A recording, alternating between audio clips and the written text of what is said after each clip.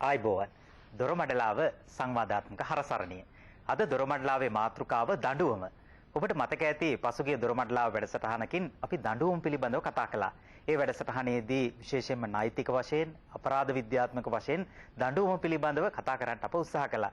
ඒ සංවාදයේම තවත් පියවරක් හැටියට අප කල්පනා කළා දඬුවම පිළිබඳ ආගමික මතවාද විමසා බලන්නට.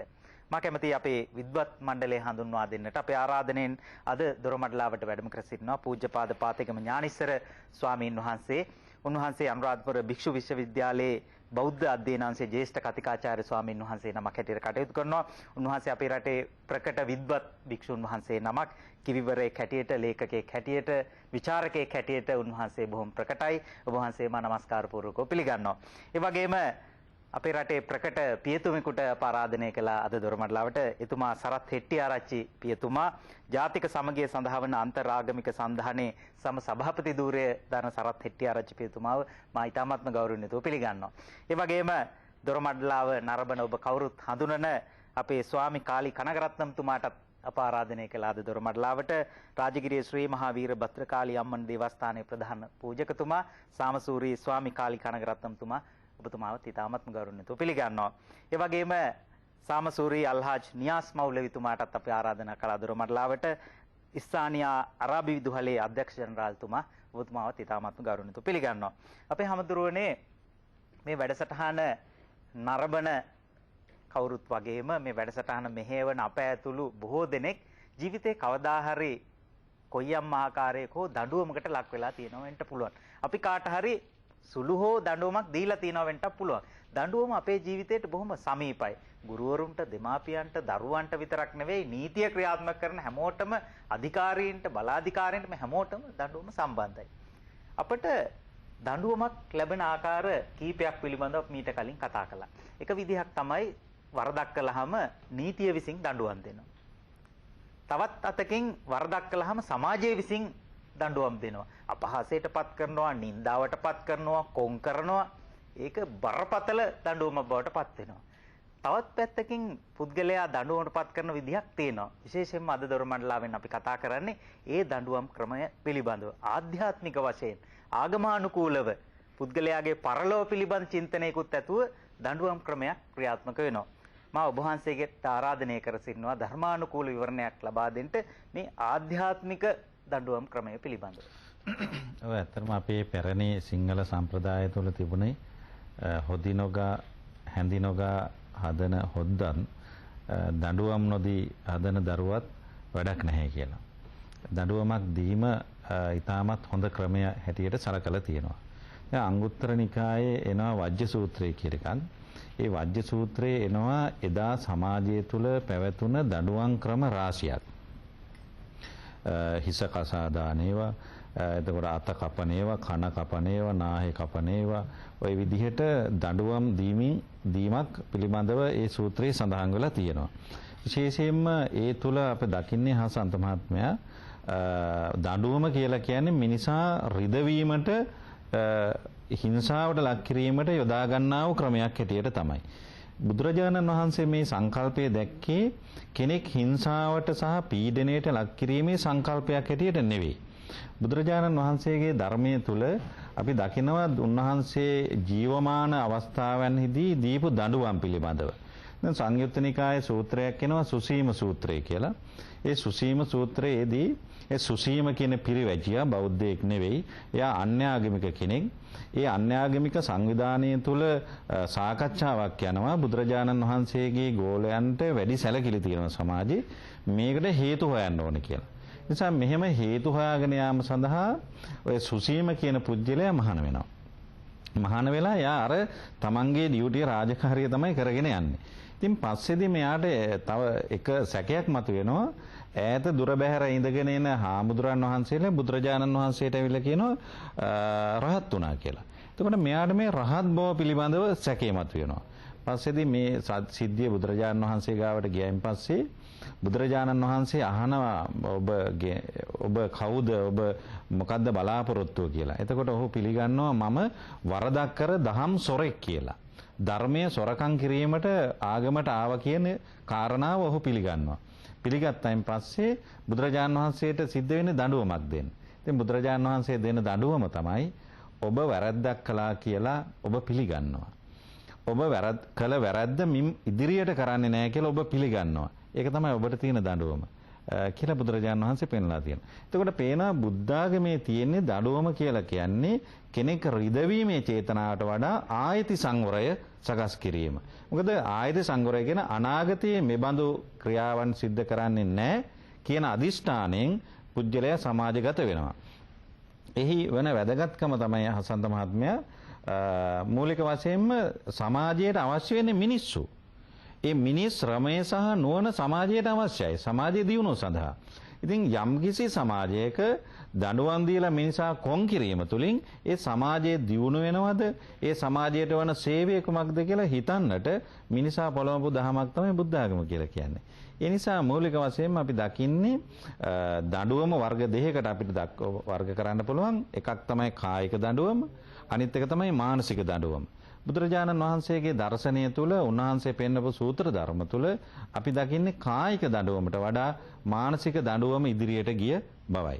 ඒ වගේම වර්තමාන සමාජය තුලත් මනෝවිද්‍යාඥයෝ පවා සාකච්ඡා කරන කාරණයක් තමයි ළමයින්ටවත් සමාජයේවත් හිංසා පීඩාවට ලක් කිරීමෙන් තොරව ඔවුන්ගේ වරද අවබෝධ කර දීලා ඒ බඳු වැරදි මතුවට සිද්ධ නොකරනවා කියන අදිෂ්ඨානයෙන් සමාජයට සම්බන්ධ වීම. එතනදී අපේ හාමුදුරුවනේ ඕනෑම වරදක් කරපු කෙනෙකුට ආපහු යහපතට හැරිලා යහ මාර්ගයට ඇවිල්ලා ඒ මාර්ගේ යන්න ඉඩ විවර කරලා දීලා තියෙනවා.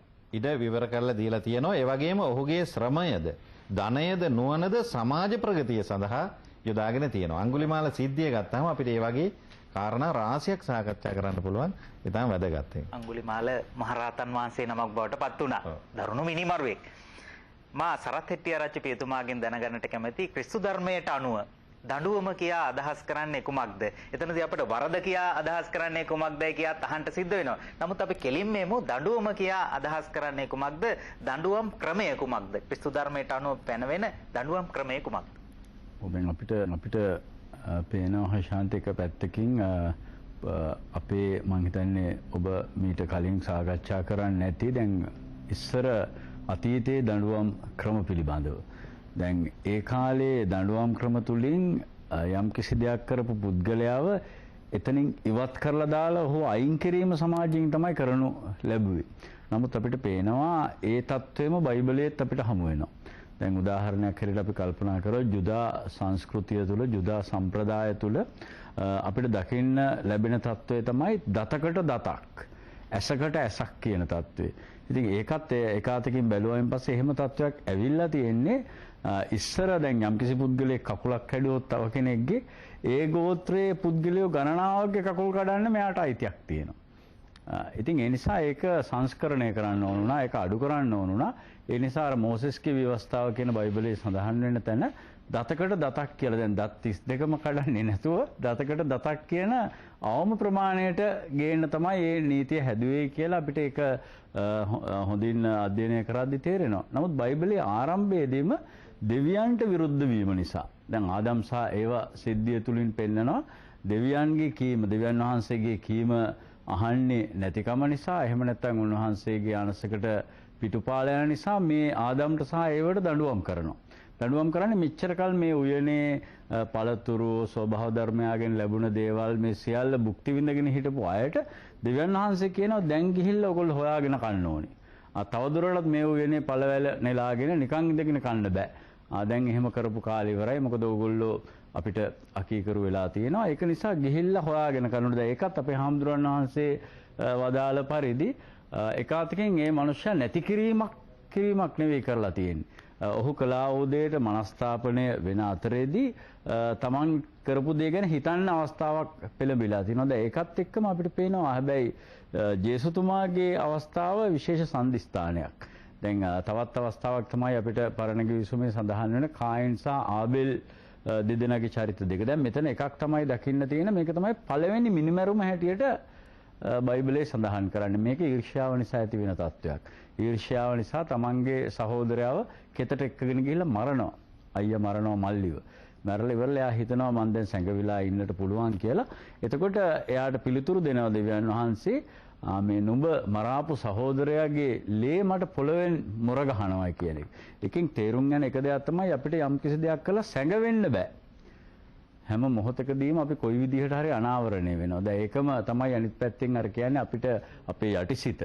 එහෙම නැත්නම් අපිට යම් කිසි දීලා තියෙන අපේ අධ්‍යාත්මය හරහා අපිට දෙපාරක් කතා කරනවා. හැබැයි යේසුතුමාගේ කාලේදී මේකේ වෙනස්කමක් සම්දිස්ථානයක් දකින්නට පුළුවන්.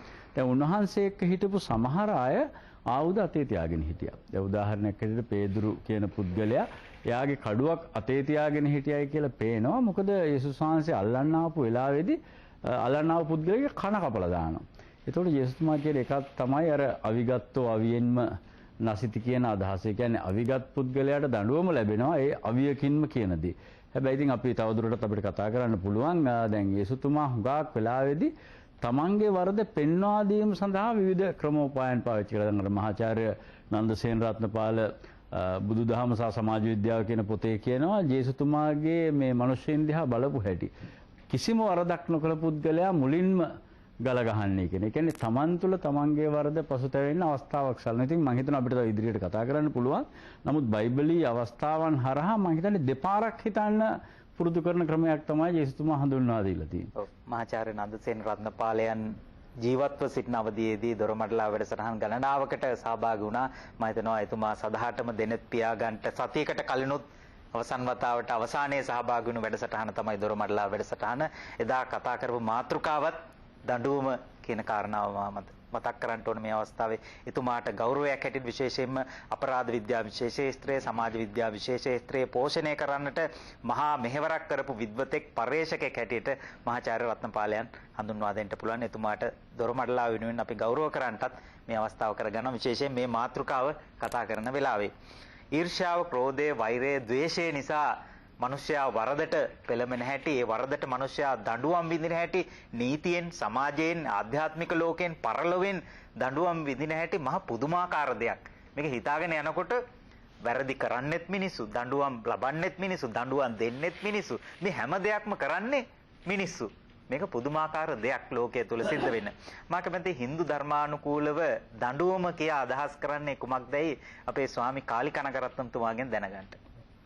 ආයිබෝහන් මා පින්වත් දරුවනේ, අසන්ත පුතා, Hindu ධර්මයෙන් දඬුවම කියනකොට අපේ දේව පූජා නැත්නම් දේව රූප පැත්තෙන් අපිට ගොඩාක් හඳුනා ගන්නට පුළුවන් වෙලා තිබෙනවා. උදාහරණයක් කියනවා නම් කාලිමෑණියෝ අපි බලන විට කාලිමෑණියගේ හතේ කඩුවකුත්, තවත් අතේ ඔළුවකුත්, තවත් කකුලේ තව මල කඳකුත්, මෙන්න මේ වගේ අපිට පෙන්눔 කරන රූපවල. මේ රූපවල ඔක්කොම අසුරයන්ට දීපු දඬුවම තමයි අපිට මතක් කරන්නේ. මේකෙන් නාරදර කියන දෙවිතුමා මහා විෂ්ණුගෙන් ප්‍රශ්න කරනවා මේ ලෝකේ වැරදි කරන උදවියට දඬුවම් කොයි ආකාරයට ක්‍රියාත්මක වෙනවද දේව සභාවේ නැත්නම් යම ලෝකේ කියලා. එතකොට නාරද අපේ මහා විෂ්ණුතුමා ඒ දඬුවම් වැරදි 28කට දඬුවම් 28ක් වෙන් කරලා තනි වෙන් කරලා අපිට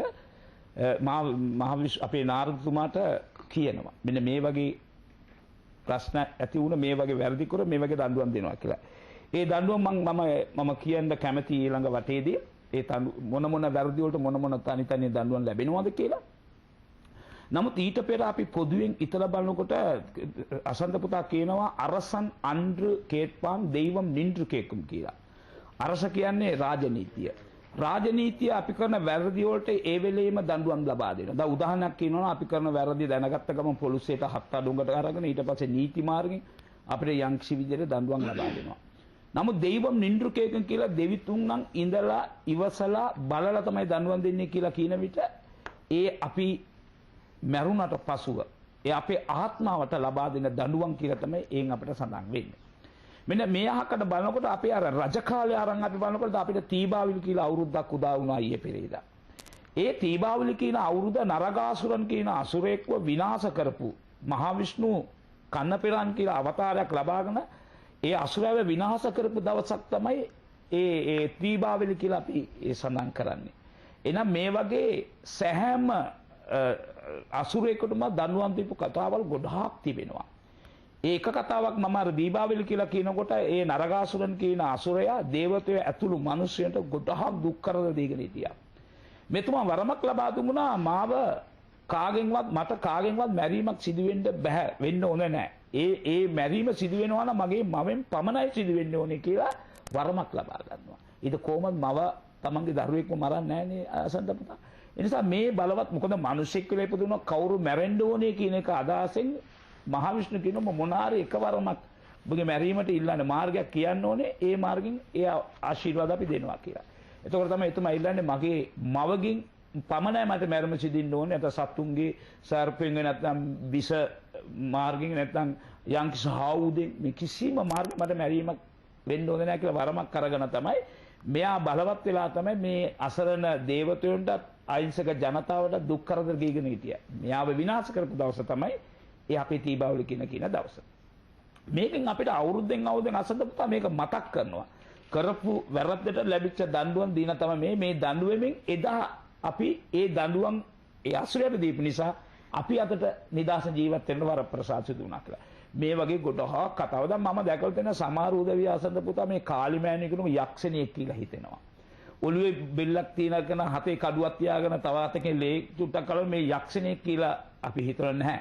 අපි වගේ දේවත්වය හැරු අපි වගේ මනුෂ්‍ය ඇතුළු දේවතයන්ව අර අසුරයන්ව ඉඳලා බේරා ගන්නට ලබාගත් වරම නැත්නම් ඒ සටන තමයි ඒ අපිට මතක් කරලා දෙන්නේ.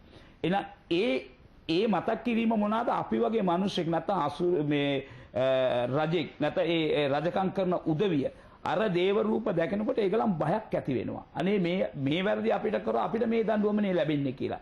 ඒ නිසා තමයි ඒ වගේ දීප රූපවල තියලා අපි වැඳපු දෙන්නේ හැර කාලමැණිය යක්ෂණියෙක් නෙමෙයි. හොඳ මැහණියෝ කිරි හුතුන මූණක් තියෙන මැහණියෝ කේන්තියගේ වෙලාවේ අපිය බේරා ගන්න ඒ ගත්ත අවතාරකයා තමයි Hindu ධර්මයේ ඇත්ත වශයෙන්ම මේ කතා කරනගෙන මුළු දවසම මදි අපිට මේ දොරමල්ලා කරන්න. ඒ නිසා මේ වගේ දඬුවම් ඒ තරමට ඉහළෙන්ම සිදුවෙච්ච දඬුවම් අපිට මතක් කරනවා Hindu ධර්මයේ මාර්ගය. එක් ආගම්වල එක් විශ්වාසයන් වල ගැබ් වෙලා තියෙන දණ්ඩන ක්‍රමයන් වල වෙනස්කම් තියෙනවා. නමුත් රටක එක භූමි ප්‍රදේශයක ජීවත් වෙන ජනතාව සඳහා දණ්ඩ නීති සංග්‍රහයක් සකස් කරද්දී පොදු නීතියක් සකස් කරද්දී පොදු නීතියක් තියෙනවා. හැබැයි මේ දණ්ඩන ක්‍රමයේ විවිධතා තියෙන්න පුළුවන්. නීතියේ විවිධතා තියෙන්න පුළුවන්.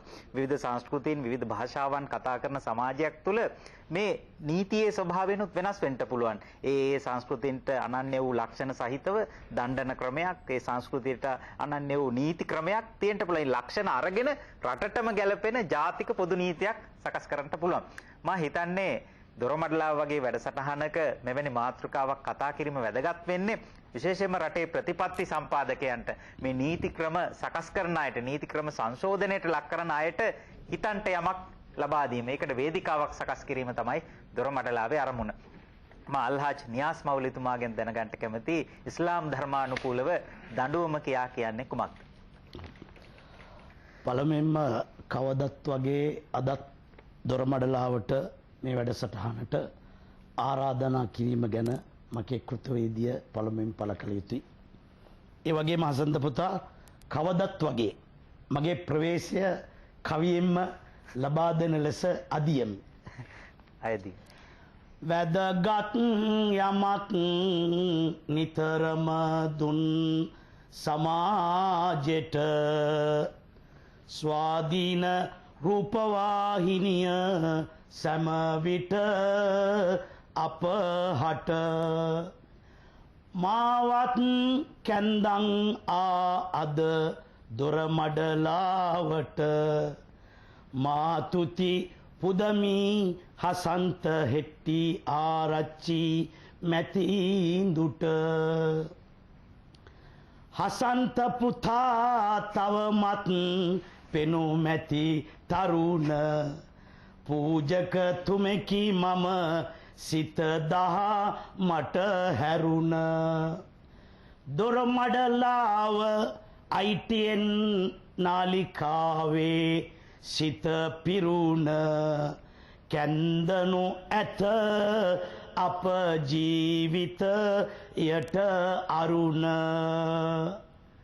ඔව් හසන්ත පුතේ අද මාතෘකාව නම් පියතුමනි මගේ වචනෙන් කියනවා නම් හරි ෂෝක් නියමයි කියලා වැඩක් නැහැ කියන එක. අද වැරදි වර්ධන වෙලා. ඒකට ආගම් ભેදයක් නැහැ. මිනිසා වැරදි පාප ක්‍රියාවන්ට වර්ධනය වෙලා ඉන්න යුගයක ඒවා මර්ධන කරන්න දඬුවම එක් ආකාරයකින් උපහාර වෙනවා.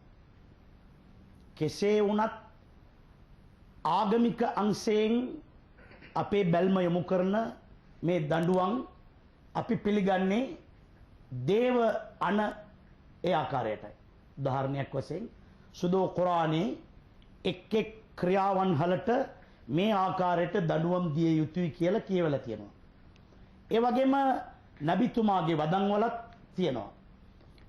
ගරුතර සංඝන් වහන්සේ ප්‍රකාශ කළා වගේ පළමුවෙන්ම අසන්ත පුතා අල්ලා දෙවියන්ගේ අනපරිදි තියෙන දඬුවම් තුලිනුත් මුහම්මද් නබිතුමා අනකල ඒ දඬුවම් තුලිනුත් අල්ලා දෙවියන් හෝ නබිතුමා හෝ හිංසාවට කැමති වුණේ නැහැ.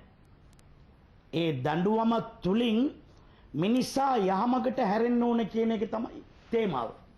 දැන් කුර්ආනයේ වදනක් තියෙනවා ලියුදීකහුම් බഅලල්ලදී අමිලු ලඅල්ලහුම් යර්ජුන්. මේ හාමුදුරනේ සුදෝ කුර්ආනයේ වදනක්. ඒ අර්ථය මා අල්ලා දෙවියන් පවසනවා මා දඬුවම් නියම කරමින් ඒ දඬුවම් මගින් තමන්ගේ වැරදි අතහැර යහමගට නුඹලා හැරෙයි කියන බලාපොරොත්තුවයි මාගේ බලාපොරොත්තුව.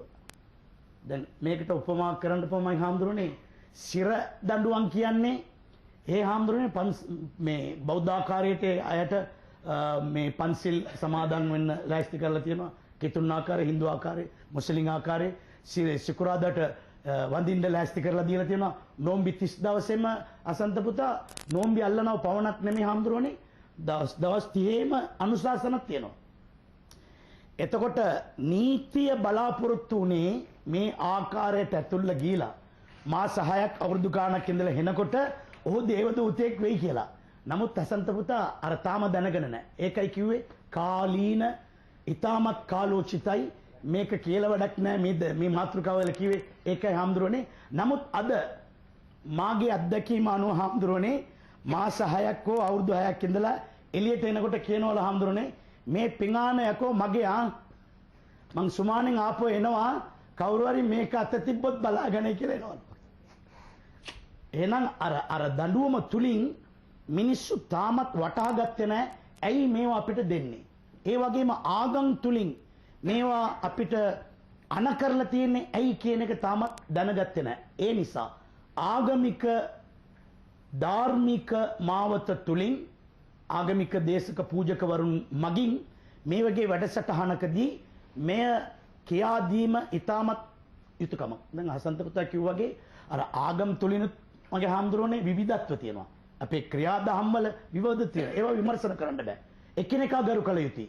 ඒ වගේම දඬුවම් කරන අවස්ථාවේ පවා මේ මොකද බෞද්ධ ආගමේ මේම කියලා දෙන්නේ. මේ මොකද මුස්ලිම් එහෙම කියන්න බෑ. ඒ විවිධත්ව ලස්සනට ඒවා බුදුහාමුදුරුවෝ පවා හිංසාවට කැමති නැහැ කියලා මගේ හාමුදුරුවෝ දැන් පළමුවෙන් ප්‍රවේශයෙන්ම පැවසුවා. උන්වහන්සේ පවා බලාපොරොත්තු වුණේ ඒ තුලින් හොඳ සමාජයක් බිහිවිය යුතුයි කියලා. ඒකනේ උන්වහන්සේට කියන්නේ මෛත්‍රී බුදුන් කියලා. ඒ වගේ නබිතුමත් මෛත්‍රී භාවය තමයි සෑම විටම උන්වහන්සේ ප්‍රමුඛත්වයේ දුන්නේ. දැන් අවස්ථාවක හාමුදුරනේ සිද්ධියක් තියෙනවා ස්ත්‍රී දූෂණය. එහි සම්බන්ධ වූ කෙනෙකුට පළමුවම සාක්ෂි ඔක්කොම තියෙන්න ඕනේ. එකපාරට දනුවම් දෙන්න බෑ. ඒ සාක්ෂියකට කියනවා හාමුදුරනේ 4 දෙනෙක් එක ආකාරයටම ඒ වරද බලලා තියෙන්න ඕනේ. නැතුව එයාව දනුවම් කරන්න බෑ. දැකලා තියෙනවා. දැන් කෙනෙක් ඇවිල්ලා නබිතුමාට කියනවා ඒක තමයි දේව බිය. දැන් සාමාන්‍ය නෝමල් ප්‍රොසීජර් එක කියනකොට කියනවා කවුරුත් දැක්ක නැහැ නේ සාක්ෂි තියනවද කියලා අහනවා. අර හිතක් තියනවා නම් ඒ හිත දහමේ ලැබියාවක් තියනවා නම් ඔහුම ඇවිල්ලා මේ කිතුන් විවේකේ තියෙනවනේ පියතුමා ළඟට ඇවිල්ලා එහෙම කියනවනේ. අන්න ඇවිල්ලා නබිතුමාට කිව්වා නබිතුමනි මම මෙහෙම වැරද්දක් කළා. මේ අවස්ථාවේ අසන්ත පොතේ ඒ සිද්ධිය කියවෙනවා නබිතුමා එක් එක් ආකාරයෙන් අහනවා මේම වුණාද මේ ආකාරයට වුණාද කියලා. ඇයි කොහොමරි බේරන්න. අර දඬුවමින් බේරන්න බැලුවේ. එයා කියනවා නෑ නබිතුමනි මේ පාපය මං කළා. සිදු කළා. මේකට පාපොච්චාරණය අර දඬුවම ඒ ආකාරයට මම දිය යුතුයි කියලා. ඒ පාර ගල් ගසා මරණය ඇති කළ යුතුයි කියන එක තමයි ඒ දඬුවම. එය ඉටු කරන අවස්ථාවේ හාමුදුරුවනේ එතන නබිතුමාගේ මිත්‍රයින් දෙදෙනෙක් කතා වුණාලු මේ ඕන නැති වැඩක් නේ. එයා නිකන් හිටියා නම් මේක ලැබෙන්නේ නැහනේ. එයාම ඉල්ලන් කෑව කියලා කතා කරගත්තා. එතකොට නබිතුමා මේක අහගෙන ඉඳලා ඊට පිළිතුරු දුන්නෙත් නැහැ. ගමනක් යන අවස්ථාවේ හාමුදුරුවනේ බූරුවෙක් දවස් 3කට ඉස්සෙල්ලම මැරිලා පාර බඩ හොඳට ලොකු වෙලා එහෙම බූරුවෙක් ඉඳලා දැකලා නබිතුමා කිව්වලු ඒ දෙදෙනාට ඔබලා දෙදෙනා මේ බූරුවාගේ මස් ටික අනුභව කරන්න කියලා. නබිතුමනි අපිට ඒ ආකාරයට අණ දෙන්නට සිතුනේ මෛත්‍රී භාවයක් ඇති ඔබතුමාට කෙසේද කියලා ඇහුවා. එතකොට නබිතුමා ඒක ආමන්ත්‍රණය කළේ අර අතන හරියාකාර පාපොච්චාරණය ලබා ගන්න අවස්ථාවේ උතුම් කෙනෙකුට මේම කතා කළා නේද? ඊට වඩා හොඳයි මෙවැනි දෙයක් කිරීම කියලා. අන්න ඒ තුලින් නබිතුමත් බැලුවේ කෙනෙකුට හිංසාවක් නොවෙන්න. අසන්ත පුතා පළමුවෙන්ම හඳුන්වලා දුන්නේ ඒකයි. අද දඬුවම කොයි ආකාරයට ගිහිල්ලා තියෙනවා කිව්වොත් මිනිස්සු දෙන දඬුවම් තුල එකක් තමයි කොහොම හරි බාල්දු කරලා සමාජයෙන් අයින් කරලා කොයි හරි සෝන් වලට යනකම්ම ඌට ඉන්න දෙන්නේ නැහැ. අන්න ඒ වගේ ආකාරයකුත් තියෙනවා. ඒ නිසා ආගම් තුලින් දඬුවම් දිය යුත්තේ මිනිස්සු හැදෙන්න ඕනේ සමාජයක් හදන්න ඕනේ කියන ආකාරය.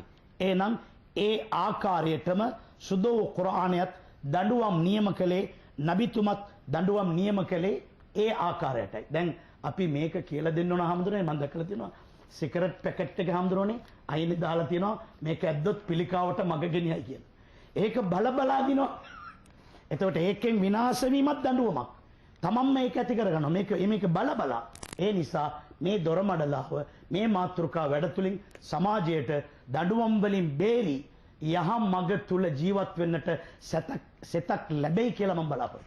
ඔව් අපේ මව්ලුවතුමා විවිධත්වයන් පිළිබඳව කතා කළා. විවිධත්වයන්ට ගරු කරන අතරේ අප ඒකත්වයටත් ගරු කළ යුතු වෙනවා. එක භූමි ප්‍රදේශයක එක රාජ්‍යයක ජීවත් වෙන නීති ආධිපත්‍යයේ ක්‍රියාත්මක වෙන රාජ්‍යයක් තුල ඒකත්වයකුත් තියෙනවා. වරදමයි. කවුරු කළත් ඒ රටේ පුරවැසියෙක් වරදක් කළොත් වරදමයි. ඒක තමයි නීති ආධිපත්‍ය ක්‍රියාත්මක කිරීම සඳහා යම්සි රාජ්‍ය බල අධිකාරියක් තියෙනවා. අපේ සංවාද මණ්ඩපයේදී මම පොදු ගුණාකාරයකුත් හොයාගත්ත සියලු විවිධත්වයන් අතරේ ඒක තමයි මේ දඬුවම් දෙන පුද්ගලයා පලිගැනීමේ චේතනාවෙන් තොරව අගතියෙන් තොරව ඒ දඬුවම දෙන්න ඕන. ඒක මේ පලිගණ්ඩ කරප මේ අතට අතක් ඇහැට ඇහැක් දතට දතක් කියන චේතනාවෙන්ම නෙවෙයි. ඒක පුද්ගලයා යහපතට ගැනීමේ අරමුණින් යුතුව දඬුවම් දීම තමයි මම හිතන්නේ හැම පූජකයන් වහන්සේන අපේ ස්වාමින් වහන්සේ ඇතුළු සියලු දෙනාගේම කියවුනේ ඒ කාරණාවයි කියලා මම විශ්වාස කරනවා. මට අවසර දෙන්න පාලක මැදිරියටන්ට අපේ අනුග්‍රහක බෞතුන්ගේ පණිවිඩ කීපයක් සඳහා. අප නැවතත් දොරමඩලාව සමග දඬුවම පිළිබඳවයි අප කතා කරමින් සිටින්නේ. දතට දතක් අතට අතක් ඇහැට ඇහැක්. මේක නූතන නීති ක්‍රමයේ නූතන දණ්ඩන ක්‍රමයේ මූලාරම්භක අවස්ථාවක් හැටියට සලකනවා. හැබැයි ඕක හිසට හිසක් කිව්වොත් එහෙම එතනින්ම වැඩේ කම්මුතුයි. මොකද එතනින් එහාට තියෙන දඬුවම මොකද්ද කියලා දන්නවනේ. මොකද අතට අතක් දුන්නොත් ජීවත් වෙනවා. ඇහැට ඇහැක් දුන්නත් ජීවත් වෙන්න හැකියාව තියෙනවා. දතට දතක් දුන්නත් ජීවත් වෙන්න හැකියාව තියෙනවා. හැබැයි හිසට හිසක් දුන්නොත් ජීවත් වෙන්න ඉඩක් නැහැ. අපේ හැමදෙරෝනේ වැදගත් කරුණක් මතුවුණා මේ අගතියෙන් තොරවීම, පරිගැනීමේ චේතනාවෙන් තොරවීම දඬුවම් දෙන්නා තුල තිබිය යුතුයි කියන කාරණාව. මම හිතනවා අපේ ධර්මානුකූලවම වහන්සේට ප්‍රවේශයක් ලබා ගන්නට පුළුවන්. ඔය ඇත්තටම මම පසුගිය දවසේ මේ ගියා මේ වැලිකඩ බන්ධනාගාරයට. ඒක මම වරද්දක් කළා ගියා නෙවෙයි. එතන ඒ සිරකාරව එක්ක කතා කරන්නේ. ඒකේ මට හමු වුණා ඔය ජීවිතාන්තය දක්වා සිර දඬුවමට නියම වෙච්ච මරණීය දණ්ඩනයට නියම වෙච්ච පිරිස්. ඇත්තටම මට ප්‍රශ්න අහන්න තිබුණේ නෑ වුන්ගෙන්. යමක් අපිට අහන්න දෙයක් නැහැ. ඉතින් කතා කළා. ඉතින් බොහොම දුක්ඛදායක සිද්ධි තමයි ඒගොල්ලෝ කිව්වේ. හාමුදුරුවෝ දන්න ලොකු කෙනෙකුට කියන්න කියලා අපි ඉක්මනට මරලා දාන්න කියලා කියන්න කියලා ඒගොල්ලෝ කිව්වේ. මට කිව්වේ. එයින් මම තේරුම් ගත්ත එක තමයි මිනිසා මරණීය දණ්ඩනයට කැමතියි. නමුත් ඊට වඩා භයානක අපරාධයක් තමයි වද හිංසාව කියන එක. මොකද එතන ඔවුන්ගේ විඳින දුක සහ වේදනාව පිළිබඳව ප්‍රශ්නයක්. ඉතින් බුදුරජාණන් වහන්සේගේ ධර්මයත් සමග මේ කාරණා සංසන්දනය කළ බලනකොට පේන එක තමයි අපේ දැන් ඔය වර්තමාන නීතිය අපරාධ නීතිය ඒ සිද්ධිවලදී දඬුවමක් දෙන්නේ වරදට නෙවෙයි. වරද අහු වුණොත් සැඟවි වරදවල් කරන අය ඉන්නවා ඒගොල්ලන්ට දඬුවම් නැහැ. නමුත් එය අහු වුණොත් සහ සාක්ෂි තිබුණොත් ඔහු දඬුවම් වරදකාරයෙක් බවට පත් වෙනවා. සාක්ෂි නැත්තම් වරද කළත් ඔහුට දඬුවමක් ලැබෙන්නේ නැහැ. බුදුදහමේ බුදුරජාණන් වහන්සේ පෙන්නපු දණ්ඩන ක්‍රමයේ ඊට වඩා වෙනසක් දකිනවා. බුදුරජාණන් වහන්සේ පෙන්වන්නේ යමක් සමාජයට දුන්නොත් ඒ දේ නැවත ලැබෙනවා කියලා. හන්තා ලබති හන්තාරං. තමා යම්කිසි මිනිසෙක් මැරුවා කියලා කියන්නේ ඒ පුජ්‍යල මරණයට පත් කළා කියන එක නෙවෙයි. තමන් මරණ කෙනෙක් තමන් ලැබුවා කියන එකයි. තමන් නරකක් සමාජයට කළොත් ඒ සමාජයට නරක කළා කියලා කියන එකට වඩා බුදුදහමේ දකින්නේ ඒ වරද තමාට කරන කෙනෙක් තමා ලැබුවා කියන එකයි.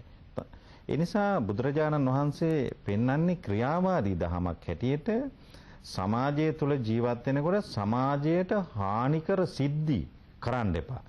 ඒ සඳහා බුදුදහමේ පෙන්වන දඬුවම තමයි සංසාරගත දඬුවම. එය දෙන්නෙක් නෑ. දැන් හසන්ත මහත්මයා කිව්වේ මේ දඬුවමේ කොහොමද සාධාරණීකරණය ඒ දඬුවම දෙන්නා මැදහත් වෙන්නේ කොහොමද කියලා. මට මතකයි ඔබතුමා මහාචාර්ය අපේ මේ නන්දසේන රත්නපාල මහත්මයා කතා කරපු නිසා එතුමා කිව්වා අපේ අධිකරණ විනිසුරු තුමන්ලා දෙන තීන්දුව දීලා ඒ ගැන සතුටක් ලබනවාද කියන වගේ අදහසක් තියනවාද කියලා එතුමා කිව්වා. එහෙම කරනවා කියන එක නෙවෙයි. ඒ පේන දෙයක් තමයි මේක පුජ්‍යලිකත්වය වෙනවද කියලා. නමුත් බුදුදහම කියන්නේ දඬුවම දෙන්නෙක් නෑ. දඬුවම ලබන්නෙක් විතරයි ඉන්නේ. මොකද දඬුවම දෙන්නෙක් ඉන්නවා කියනවා නම් ඒ කියන්නේ යා වැරදි නොකළ කෙනෙක් වෙන්න ඕන. වැරදි නැති කෙනෙක් වෙන්න ඕන. වැරදි සමාජයට සිද්ධ කරන්නේ නැති කෙනෙක් වෙන්න ඕන. එක්තරා දේවතාවෙක් බුදුරජාණන් වහන්සේ ගාවට ඇවිල්ලා අහනවා බුදුහාමුදුරන්ගෙන් කස්සච්චයා නවිජ්ජන්ති කියලා. අච්චයා කිව්වේ වැරද්ද. වැරදි නැති මිනිසා කවුද කියලා. එතකොට බුදුරජාණන් වහන්සේ කිව්ව රහතන් වහන්සේ කියලා.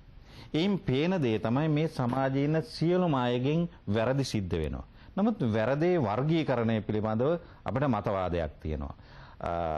මිලින්ද පඤ්හ කියන පොතේදී කියනවා වරද කොටස් දෙකකට බෙදලා තියෙනවා මූලික වශයෙන්. එකක් තමයි ලෝක වජ්‍ය. අනික තමයි පඤ්ඤාත්ති වජ්‍ය කියලා කියන්නේ. දැන් පඤ්ඤාත්ති වජ්‍ය කියලා කියන්නේ ඒ කාලයට, ඒ දීපයට, ඒ දේශයට, ඒ ආයතනයට ගැළපෙන විදිහට ඕන් හදාගත්ත නීති.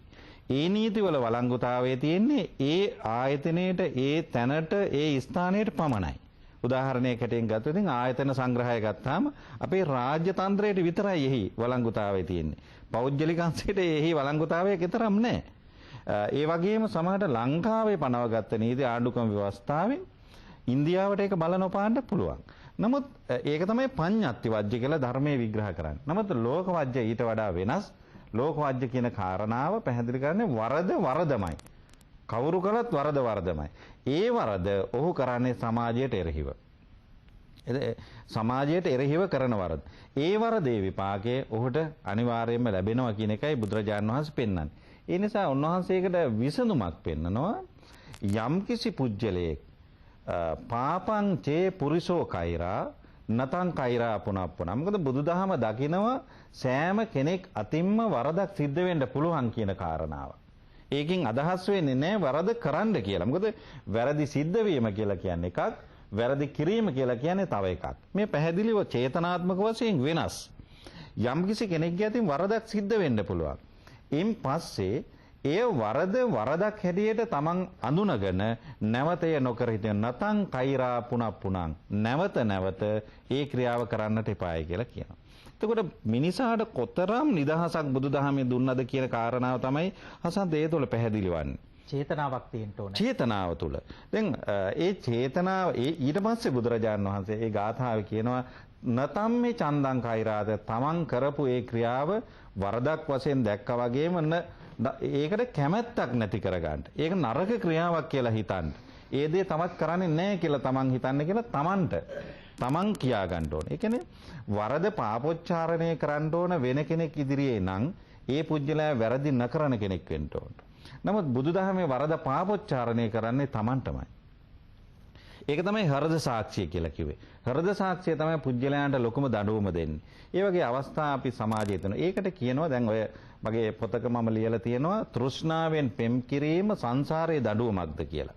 මම ඒ පරිච්ඡේදයේ ලිව්වේ ඒ කාරණේ ලිව්වේ මම දකිනවා බොහෝ වෙලාවට මේ තරුණ තරුණියෝ ප්‍රේම සම්බන්ධතාවයක් ඇති කරගත්තාම ඒ ප්‍රේම සම්බන්ධතාවය ඇති කර ගැනීමෙන් සතුටක් ලබන්න ඕන. Taman තනියෙන් කරපු ක්‍රියාව දෙන්නෙක් ඉන්නවා. ඒක තෘප්තියක්නේ ලබන්න ඕන සන්තෝෂයක්නේ. නමුත් මේ ළමයි පුදුම විදිහට දුක් විඳිනවා ඒකේ. එතකොට මෙහිකද ප්‍රේමය කියලා කියන්නේ බුදුදහමේ කියන එක පැහැදිලි කරනවා. එතකොට ඒ තමන්ගේ තෘෂ්ණාව නිසාම තමන්ට ඕන හැටියට එයා හදන්න ඕන. තමන් නියෝග දානවා. ඒ තුල ඕන් දුක් විඳිනවා දෙන්නම. ඉතින් මම දකින්නේ මේක සංසාරයේ ලොකු දඬුවමක් හැටියට. මොකද බුදුරජාණන් වහන්සේගේ ධර්මයේ තුල තියෙන ඒ ක්‍රියාව කරන්නම තමයි දඬුවම විඳින්නේ. ඒ නිසා අර මේ අපේ පියතුමා කිව්වහම සහෝදරයෙක් මැරුවා කියන කාරණේ එතුමාගේ අදහස් දැක්වීමේදී හසන්ත මට මතක් වුණා පරමත්ත දීපිනේ අට කතාවේ තියෙනවා එක්තරා තැනක් අයියාගේ බිරිඳ සමග මල්ලි හාදකමක් පවත්වගෙන යනවා. මල්ලි අයියාගේ බිරිඳ කියනවා මේ කාරණේ අහුනොත් මේක හරි ප්‍රශ්නයක් වෙන්නේ නිසා මල්ලි සහෝදරයා මරමු කියලා. එහෙම කිව්වයින් පස්සේ එයා කැමති වෙන්නේ නැහැ. නමුත් 3-4 පාරක් මේක කියනකොට කැමති වෙලා පස්සේ ඒ නෝන මහත්මයා තමන්ගේ ස්වාමිපුරුෂයාට නාගෙනෙන්ට කියලා අවශ්‍ය රෙදි පෙරදි දීලා කැත්ත මැදලා දෙනවා සහෝදරයාට අතනින් එනකොට බෙල්ල කපන්න කියලා. බෙල්ල කපනවා. ඒ නිසා බෙල්ල කැපුවාම මේ සෙනෙහසින් මැරුණ නිසා ඒ පුරුෂයා ඒ නිවසේ ගැරඩියෙක් වෙලා උපන්නා. ගැරඩියෙක් වෙලා උපන්නා. නමුත් අර කාන්තාව දන්නවා මේ ගැරන්ඩියා නිතර තමන්ගේ ගැවසෙන තැන්වලමයි ඉන්නේ තමන් නිදා ගන්න තැන්වලමයි හැසිරෙන්නේ ඒ නිසා ගැරන්ඩියත් මැරුවා ඊට පස්සේ බල්ලෙක් වෙලා උපන්නා ඊට පස්සේ මේ කාරණාව තේරෙනකොට බල්ලත් මැරුවා වස්සෙක් වෙලා උපන්නා වස්සත් මැරුවා ඊට පස්සේ දරුවෙක් වෙලා උපන්නා එතකොට මේ සමහර වෙලාවට අපිට දරුව වෙලා උපදින්නෙත් කෙනෙක් අපේ මේ සංසාරේ දඬුවම ඒ සමහර දරුවෝ අකීකරුයි සමහර දරුවෝ කීකරුයි මොකද්ද මේකේ වෙනස පාසලේ වරදක්ද සමාජයේ වරදක්ද? ඉතින් සමාජයේ වරදක් නම් හැම දරුවම කීකරු වෙන්න එපා. ඉතින් මේ වගේ ගැටලුවක් තියෙනවා. ඒ නිසා බුදුරජාණන් වහන්සේ දකින්නේ මේ භෞතික සංසිද්ධීන් ටික සියල්ල ගැන පමණක් නෙවෙයි දඬුවම් පිළිබඳව. උන්වහන්සේ දකින්නේ මේ සංසාරයේ නැමැති දීර්ඝ කාලීන දෙයක් එක්ක සිද්ධ වෙන දෙයක්. නමුත් අපිට භෞතික ඇසෙන් සංසාර කතන්දරය දකින්න බැරි නිසා අපේ මේ භෞතික ඇසෙන් ඒ කතන්දරය අසන්න බැරි නිසා අපි මේ දක්වා මේ ටිකේ දඬුවම් දීමින් විසඳුම් හොයනවා. එය අමාරු කාර්යයක්. ඔබ වහන්සේ සඳහන් කළා මේ දඬුවම් දෙන්නෙක් නැහැ කියලා. මම හිතනවා වර්තමාන නීති ක්‍රමයටත් මේක අදාළයි. ඇත්තටම දඬුවම් දෙන්නෙක් නැහැ. අපි සඳහන් කරනවා නීතිය විසින් දඬුවම් දෙනු ලැබුවා කියලා. නීතිය විසින්. ඒ කියන්නේ නීති පද්ධතියක් තියෙනවා, සම්ප්‍රදායක් තියෙනවා, ලිඛිත ලේඛන තියෙනවා, වාක්‍යයන් තියෙනවා, වගන්ති තියෙනවා, පරිච්ඡේද තියෙනවා, පෙර අනුගමනය කරපු සම්ප්‍රදාය තියෙනවා. මේවා සලකලා බලලා තමයි නීතිය විසින් දඬුවම් දෙන්නේ. අපි කියන්නේ නෑ අහවල් පුද්ගලයා විසින් දඬුවම්. නමුත් රාජාණ්ඩු ක්‍රමයක වගේ අත්නෝමතික ලෙස ක්‍රියා කරන රජ කෙනෙක් මෙයාට දෙන්න ඕන මේ දඬුවම, මෙයාට දෙන්න ඕන මේ දඬුවම, මෙයාට මේ වෙනස් විදියෙම එකක් දෙන්න ඕන කියලා සමහරට දෙක සම්මිශ්‍රණය කරලා දඬුවම් කරන මේ වගේ දඬුවම් නිර්මාණය කරලා අත්නෝමතික පාලකයෙකුට දඬුවම් දෙන්න පුළුවන්. නමුත් දැන් විධිමත් නීතිගත විධිමත් ක්‍රමයක් තුල අපි කියන්නේ නීතිය විසින් දඬුවම් දෙනවා කියලා. වහන්සේ අර සඳහන් කරපු ඉතාම වටිනවා දඬුවම් දෙන්නෙක් නැහැ කියන එක. පියතුමාට එකතු කරන්න කාරණා කීපයක් තියෙනවා. ඔව් දැන් අපේ ආමඳුරෝ නවත්තපු තැනින් අරගෙන බැලුවොත් දැන් උන්වහන්සේ කියපු එක දෙයක් තමයි අර තමන්ගේ වරද පිළිබඳව තමන්ට තේරෙන තත්වයක් ඇති කිරීම. ඒ වගේම අර පරිගැනීමේ චේතනාවකින් තොරව දඬුවම් දීම. ඒ කියන්නේ නැවත වතාවක් ඔහුට සමාජයට පැමිණෙන්න අවස්ථාවක් දෙන අලුත් ක්‍රමයකට. දැන් ක්‍රිස්තියානියේත් මේ අදහසම තමයි තියෙන්නේ. මම අර කලින් උදාහරණයක් හැටියට ගත්තේ දැන් ක්‍රිස්තියානියේ ජේසුතුමාගේ කාලේ ප්‍රධාන දඬුවම් ක්‍රම දෙකක් තිබුණා. එකක් තමයි ගල්ගසා මරා දැමීම. ඒක ගල්ගසා මරණු ලැබීම හුඟක් වෙලාවට ආගමික වරදක් කරපු කෙනෙකුට තමයි හුඟක් වෙලාවල දුන්නේ. දැන් කුරුසේනක සහ මැරීම හුඟක් වෙලාවට කැරලිකාරයෙකුට විප්ලවවාදියෙකුට දුන්නා වූ දඬුවමක් හැටියට තමයි සැලකුවේ. දැන් අර මම ඉස්සෙල්ලා කියපු කතාවේ වෛශ්‍ය ස්ත්‍රියක් ගණිකාවක් ගෙනාපු වෙලාවේදී ජේසුතුමා ළඟට එදා සාමාන්‍ය සම්ප්‍රදාය තිබුණේ මෙයාට ගල් ගහලා මරණු ලැබීම. නමුත් ජේසුතුමා මේ වෙලාවේදී ගල් අතේ තියාගෙන ඉන්න මිනිස්සුන්ට කියනවා මීට පෙර වරදක් නොකළ කෙනෙක් ඉන්නවා නම් පළවෙනි ගල ගහන්නේ කියලා. ගහන්නේ කියලා උන්වහන්සේ මේ වැලි පොළොවේ මේක ලියනවා. නමුත් එදා කාලේ මම හිතනවා හෂාන්ත අදට වැඩිය ටිකක් මේ මිනිස්සු අවංකයි කියලා ගල් ටික බිම අතෑරලා ආපහු ගියා. මම හිතන්නේ අද එහෙම වුණා නම් ගහයි. ඒ වගේ තත්ත්වෙ මම එදා ටිකක් ඊට වඩා අවංක මිනිස්සු ඉඳලා තිනවා ඒගොල්ලෝ. ගියා ඊට පස්සේ ජේසුතුමා කියනවා මේ ස්ත්‍රියට කතා කරලා යන්න මීට පස්සේ කවදාවත් මේ වගේ දේවල් කරන්න එපායි කියලා කියනවා. නැවත වතාවක් ඇයට සමාජගත වෙන්නට අවස්ථාවක් දෙනවා. දැන් මම අපේ හාමුදුරුවෝ කිව්වා වගේම හිරගෙදර කාන්තාංශය අවුරුදු 2ක් මම හිටියා. අවුරුදු 2ක් රැට නැවතුන්නේ නැහැ. මේ දවල්ට ගිහිල්ලා සිද්ධි අධ්‍යයනය කරා වසර 2ක් නුඹ ඊට පස්සේ තමයි මේ නොහඳුනන ගැහැණිය කියන පොත මම ලිව්වේ ඉන්දිකා සංජීවනිත් එක්ක. ඉතින් මේකෙදි මේ කාන්තාවන් ළඟට අපි ගිහිල්ලා එක එක්කෙනාව සම්පූර්ණ වෙන වෙනම සිද්ධි අධ්‍යයනයක් කරා.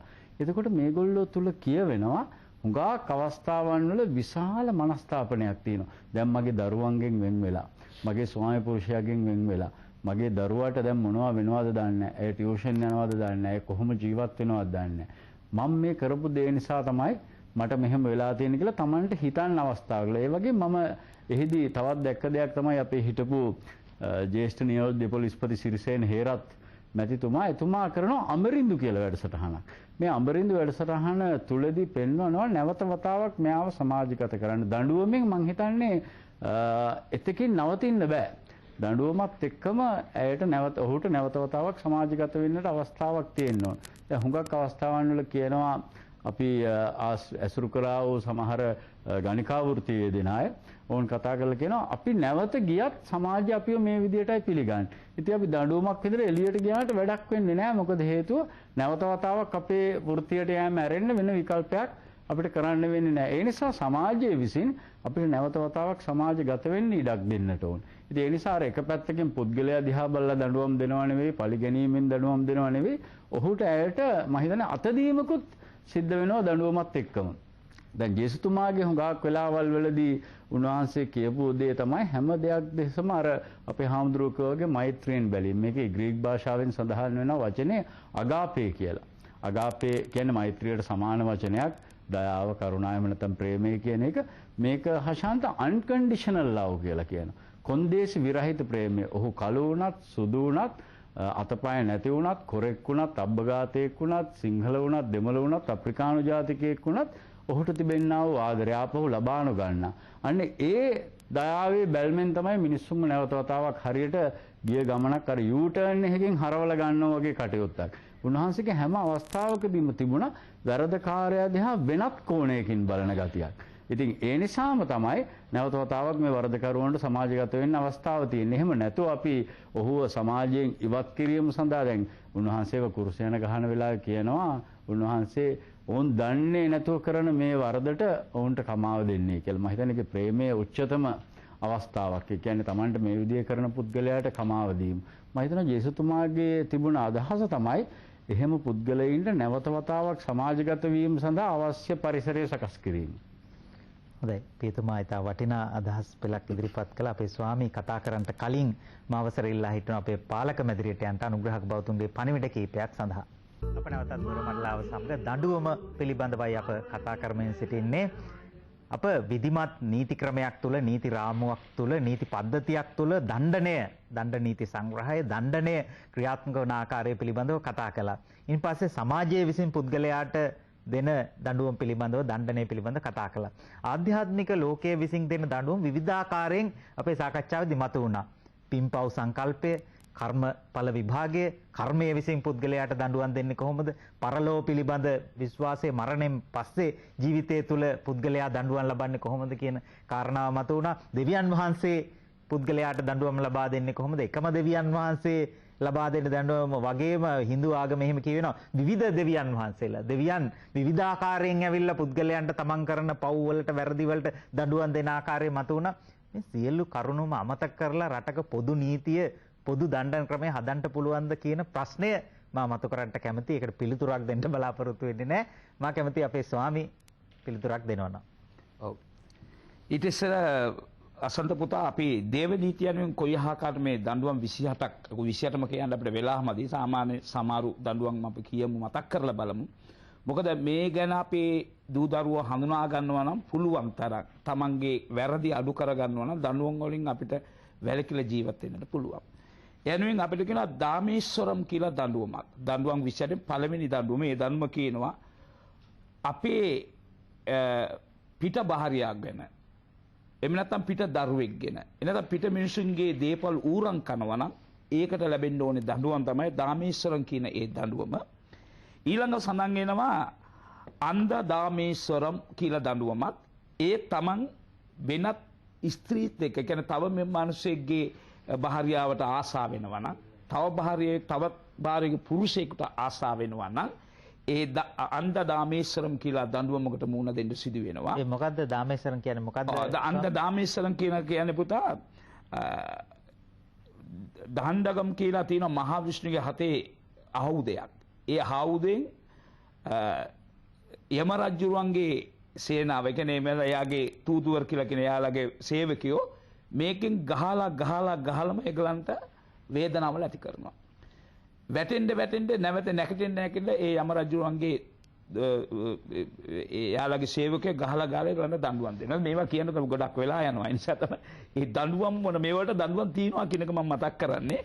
ඊළඟ අපි සඳහන් වෙනවා ගෞරවම් කියලා දඬුවමක සඳහන් වෙනවා. මේක කොයි වගේ උදවියට සිදු වෙන්නේ කියනවා නම් තමන්ගේ දේපලවත්. දැන් අපි කියමුකෝ අත් වශයෙන් අසන්ත පුතා දැන් නීති මාර්ගයට අපි යනවා. දැන් මගේ අත් වශයෙන් මගේ දේපල තව එක්කෙනෙක් කුරුමේ කියනවා. නීති මාර්ගයට ගිහිල්ලා මේ නීතියක් තියෙනවා මේකට දෙන්න ඕනේ මේ විසඳුම මේකයි කියලා. නමුත් කතා කරන්න පුළුවන් දක්ෂකමෙන්. දැන් අපි ලෝහර් මාතුරු ඉන්නවනේ. ඒගොල්ලන් කතා කරන්න පුළුවන් දක්ෂකමෙන් තව එක්කෙනෙක්ගේ තියෙන දේපොළ තව එක්කෙනෙකුට නිකම්ම ලබා දෙනවා. ඒ ලබා දීපු එක්කෙනාට ඒ දඬුවම තියෙනවා. තව කෙනෙක්ගේ දේපොළ තමන් ලබා ගන්න එකටත් ඒ දඬුවම් තියෙනවා. ඒ වගේම මහා ගෞරවම් කියලා දඬුවමක් ඇති කරන හතරවෙනි දඬුවම එක නිතරම අපි තව කෙනෙකුට වේදනාවල් දෙනවා. නිතරම තව කෙනෙකුට දුක් කරදර දෙනවා. ඒ වුණ ඒකට දඬුවම් එහා කර තියෙන මේ වගේ සත්තු මරනවට දඬුවම් මෙන්න මේ වගේ සියලුම පැත්තෙන් කොටස් 28කට ඒ දඬුවම් අපිට බෙදා දීලා තියෙනවා. මෙන්න මේ අනුවෙන් අපි අරියට මේ දැනගෙන විශේෂයෙන් අසන්ත පුතා දඬුවම් වල වැළකීමට එකම ක්‍රමය තමයි අපේ ආගම සහ ධර්මය. ආගම සහ ධර්මය අඳුනාගෙන අපි ජීවත් වෙනවා නම් අනිවාර්යෙන් අපිට දඬුවම් වලින් නිදහස ලබා ගන්න දඬුවම් ලබා ගන්නත් අපිට ජීවත් වෙන්න පුළුවන්. දැන් උදාහරණයක් කියනවා නම් අපි උත්තම පුරුෂයෝ අපේ බුදුහාමුදුරුවෝ අපේ ජේසුස් වහන්සේ අපේ නබිතුමා අපේ රාමතුමා අපේ ක්‍රිෂ්ණතුමා මේ ඔක්කොම අපිට දඬුවම් වලින් බේරිලා අපේ ජීවිත කොයි ආකාරයට ඇඩගස්ස ගන්න ඕනේ කොයි ආකාරයට ජීවත් වෙන්න ඕනේ කියලා තමයි අපිට හඳුන්වලා දුන්නේ. මේක පුදුමයක් කියන්නේ ඔක්කොම පැත්තෙන් මේ හොඳට මේ ධර්ම ගැන දැනගෙන වැඩි කරන එක තමයි. අපි කියනවා අපේ මෞලවිතුමා කියනවා කියන මේ ඉල්ලම් පරිප්පුවක් වගේ. ඒ කියන්නේ නිතරම අපි අපේ වැරදි අපි ඉල්ලම් කනවා වගේ කියලා වචනයක් කිව්වා. ඒ ගැන අපි ඒ ක්‍රියාත්මක වෙනවා. ඒ නිසා මම දන්න තරමට අපේ ධර්ම අනුවෙන් අපි ජීවත් වෙනවා. අපි හොඳ බෞද්ධයෙක් ඇතුළේ ජීවත් වෙනවා. අපි හොඳ කිතුන් ඇතුළේ ජීවත් වෙනවා. අපි හොඳ හින්දු කෙනෙක් ඇතුළේ ජීවත් වෙනවා. අපි හොඳ ඉස්ලාම් කෙනෙක් ඇතුළේ ජීවත් වෙනවා. මම දන්න තරමේ ධර්මයෙන් වැළකීලා අපිට ජීවත් වෙන්න. මේ තමයි අපි උත්තම පුරුෂය කියලා දෙන්නේ. අද මේ මොහොතේ මේ වෙලාවේ මේ උත්තම පුරුෂයෙකු ශිෂ්‍ය වෙන අපිත් කියලා දෙන්නේ මෙන්න මේ දේ තමයි. අපේ ස්වාමීන් වහන්සේ බුදුහාමුදුරගේ ශිෂ්‍යතුමා. ඒ වගේ අපේ පියතුමා ජේසුස් වහන්සේ ශිෂ්‍යයා. මම රාමතුමාගේ ශිෂ්‍යයා. මේ නබිතුමාගේ ශිෂ්‍යයා. මේ වගේ අපේ ආගම ධර්ම උදවිය නිතරම කතා කරන්නේ මේ වගේ ජීවත් වුණත් අපිට මේ වගේ දඬුවම් වලට මුහුණ දෙන්න නැතුව ජීවත් වෙන්න පුළුවන් නේද කියලා. මෙන්න මේක අපේ පින්වත් දරුවෝ හොඳටම මතක තියාගන්න. පස්පව් වලින් වැළකීලා තවත් ආගමට නැත්තම් තවත් කෙනෙකුට නිඳා කරන තව ආගමකට නිඳා කරන්න නැතුව තව භාෂාවකට නිඳා කරන්න නැතුව අපි ජීවත් වෙනවා නම් අනිවාර්යෙන් මේ රජයේ නීතිය අපිට ගැලවිලා යන්න පුළුවන්. සල්ලි භාගේ තියෙනවා නම් අපිට කතා කරන්න පුළුවන් දක්ෂකමක් තිබෙනවා නම් එහෙම නැත්නම් අපේ දේශපාලන බලශක්තිය උදවිය තියෙනවා නම් අපේ රටේ තියෙන නීතියක් නිදි කරවලා අපිට මේ ගමන යන්න පුළුවන්. අපිට වැරදි කරන්නේ. නමුත් මේට වඩා බලවත් දඬුවම් තිබෙනවා අපේ ආගම ධර්මය හනුවේ නිසා කවදා හරි අපි කරපු දුක් වැරදි වලට අනිවාර්යෙන් අපි දඬුවම් විඳින්න ඕනේ කියලා තමයි Hindu ධර්මෙ තාම ලස්සනට අපිට පැහැදිලි කරලා තියෙන්නේ. ඒක තමයි මම පෙර ওই දරුවක් දැන් කිව්වා සියලුම දෙවියෝ එක එක දිවේ එක එක විදියට මේ දුෂ්ටයන්ට දඬුවම් දුන්නා කියලා. මේ දඬුවම් දීලා අපේ මිනිස්සු තවත් වැරදි අදාගත්තේ නැහැ. මේ දඬුවම් දීපේ පින්තූර බල ඒ කතාව දැනගෙන ඉඳලා අපේ මිනිස්සු තවත් ඒ වැරදි වලින් නිදහස ලබා ගත්තේ නැහැ. ඒ නිසා මේවා අපි හදා ගන්නවා නම් මං සුළුවෙන් කෙටියෙන් කියනවා නම් අපි ආගම ධර්ම ජීවත් වෙනවා නම් අනිවාර්යෙන් දඬුවම් වල බෙහෙරිලා දේව නීති වල හෝ රජයේ නීති වල බෙහෙරලා අපිට ජීවත් වෙන්න පුළුවන්. අපේ ස්වාමී සඳහන් කළ ආකාරයටම අපිට නීතියෙන් ගැලවෙන්න පුළුවන්. ඒක කුමනාකාරව උපක්‍රමශීලීව යම් යම් ක්‍රියාමාර්ග අනුගමනය කළ එහෙම නැත්නම් පලා ගිහිල්ලා රටින් පැනලා ගිහිල්ලා නොඑක ආකාරයෙන් නීතියෙන් ඒ පොදු නීතියෙන් ගැලවෙන්න පුළුවන් වෙන්න ඉඩ තියෙනවා. සමහරට සමාජයේනොත් ගැලවෙන්න හැකියාව තියෙනවා පුළුවන් මහා ධනස්කන්ධයක් වේදම් කරලා නින්දාව අපහාසය වෙනුවට ගෞරවයම ලැබමින් ඔය සභාවලේම ප්‍රධාන ආරාධිත අමුත්තෝ වෙමින් මල් මාලා කරේ දාගෙන මහා වැරදිකාරයෝ අපරාධකාරයෝ. නමුත් බොහොම ගෞරවනීය සම්භාවනීය අමුත්තෝ හැටියට ගිහිල්ලා ඒවැ වැජබෙන්ටත් පුළුවන් මහා අපරාධකාරයන්ටත්. හැබැයි හෘද සාක්ෂියෙන් ගැලවෙන්න පුළුවන්ද? ආධ්‍යාත්මික දඬුවමෙන් ඔබට ගැලවෙන්න හැකියාව තියෙනවද? මේක හදවතට තට්ටු කරලා බලන්න ඕන. මම හිතනවා අද දොරමඩලාවෙන් කියවෙන ප්‍රධාන කාරණාව ඒක තමයි. මවලවිතුමා ඇත්තට හසන්ත පුතේ හාමුදුරනේ සමහර ත්‍රිවීල් වල මම දැක්ක හාමුදුරනේ එක එක වදන් ලියලා තියෙනවනේ. එයින් එකක් ලියලා තියෙනවා වරදක් කළත් සිතකින් නොවේ. ඕක ලියාගෙන ඔය යනවා. හැමතැනම හරිනවා. මිනිස්සුන් ඇඟට කපනවා. එයාගේ හිතේ පොඩි මේකක් තියෙනවා. මේක ලියලා තියෙන ඕන කරලම කරන. එතකොට තමයි දැන් අන්තිමට ඔබතුමා අඳුනලා දුන්නා වගේ හෘදේ සාක්ෂිය. ඊටත් වඩා දෙවි කෙනෙක් ඉන්නවාය. ඒ දෙවියන් කවදා හරි මා කරපු දෙයට පළ දෙනවාය කියන ඒ බියත් අපිට තියෙනවා. ඉතින් මේ දඬුවම් කියන්නේ උගාවක් තියෙන නැව් ගණන්. එයින් එකක් තමයි දේව දඬුවම. අනිත් එක නීති දඬුවම. අම්මා තාත්තා දෙන දඬුවම තියෙනවානේ. හරියට කැම කෑවේ නැහැ කියලා දඬුවම් කරනවා. ඒවත් දඬුවම්. ඒ වගේම ගුරුවරුන්, උසස් නිලධාරිවරුන් ඒ අය දෙන දඬුවම් තියෙනවා. ඒ වගේම දැන් අලුත් දඬුවමක් මම දැක්ක හාමුදුරනේ Tamanට මනාපෙ දුන්නේ නැහැ කියලා අමනාප වෙලා ඒ අය උස්සගෙන ගිහලා දඬුවම් දීලා තියෙනවා. ඒවත් යම් කිසි දඬුවමක්. ඒ වගේම තවත් දැන් මේ මදිවට පාතාල කියන නමින් දඬුවම් කියලා මිනිස්සු පැහැරගෙන ගිහිල්ලා ඒ අයට හිංසා වද දෙන ශේෂ්ත්‍රයක තිබුණා. දැන් හාමුදුරනේ අර මතට තිත වගේ ඒකටත් තිතක් ඇති වෙලා දැන් ඒවත් මඩපවත්වලා තියෙනවා කියලා අපිට දැනගන්න ලැබෙනවා. එහෙනම් දඬුවම් කොටස් ගණන් තිබෙනවා. වැරද්දක් කරන නිසාමයි දඬුවම. වැරද්දක් කරන නිසාමයි දඬුවම. එතකොට පළමුවෙන්ම අපි සියලු දෙනාම වැරදි නොකර යහපත් මගක ජීවත් වෙන්නට අදිෂ්ඨාන කළගත යුතුයි. අනිත් එක දැන් නිතරම ඔබතුමා කියන්නේ මම හැම කෙනාම හාමුදුරනේ දඬුවමකට බය වෙන්නේ ඒ තුලින් හිංසා කරයිදෝ හිංසාවක් ඇති වෙයිදෝ. මට මාස 6ක් නෙමෙයි අවුරුදු 6ක් දැම්මත් හරි මං ඇතුළට යනවා. ඒක ප්‍රශ්නයක් නෑ. ගානවානේ, තලනවානේ, කණ්ඩ දෙන්නේ නෑනේ, පුච්චනවා. අන්න ඒ වගේ බයක්. හාමුදුරනේ මං හරිද දන්නේ ධම්මපදයෙන් දණ්ඩ වර්ගයෙන් මං සටහන් කරගෙන ආවා සබ්බේ තසන්ති දණ්ඩස්ස. සියල්ලෝ දඬුවමට බිය වෙත්. බුදුරජාණන් වහන්සේ වදාළා. සියල්ලෝ දඬුවමට කවුරුත් බය හඳුරන්නේ. ඒ වගේම ඒ ධම්මපදයෙන්ම එනවා න හනීය න ගාතේ. ඒ නිසා අනුන්ට හිංසා නොකර විය යුතුයි. බුදුරජාණන් ලස්සන්ට උන්වහන්සේගේ අදහස මේකෙන් ප්‍රකාශ කරලා තියෙනවා. දඬුවම් කරන එක වෙනයි ඒ තුලින් හිංසා නොකළ යුතුයි. හිංසාවක් නොකළ යුතුයි. සුදෝ කුරානයේ තියෙනවා අසන්ත පුතා ඉන්නල්ලාහ යඅමුරු බිල් අදල්. ඒ සුදෝ කුරානයේ වදන. ඇත්තෙන්ම අල්ලා දෙවියන් නීතිමය ක්‍රියා කරන මෙන් ඔබලාට අනකරයි.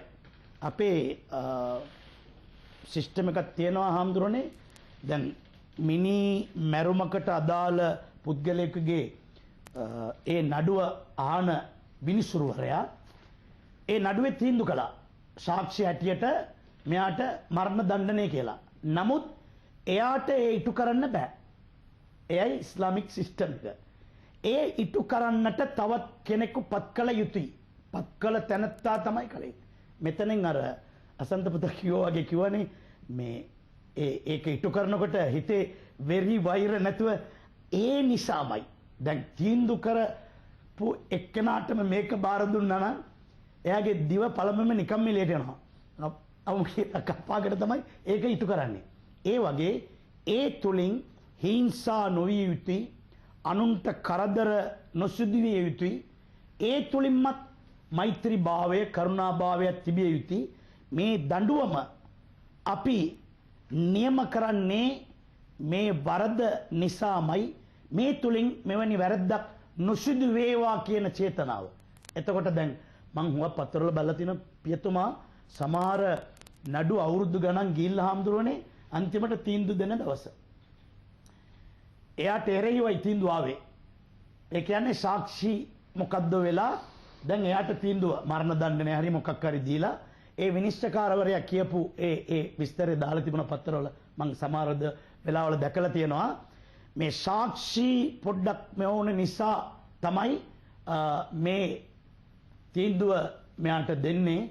නමුත් ඔබලා හිතාගන්න දෙවි කෙනෙක් ඉන්නවාය ඒ තීන්දුවෙන් බේරෙන්න බෑ කියලා අන්තිමට සටහනක් විනිශ්චයකාරතුමා කියපු දේවල් අපි පත්තරවල කියලා තියෙනවා. එහෙනම් දඬුවමක් කළ යුතුයි.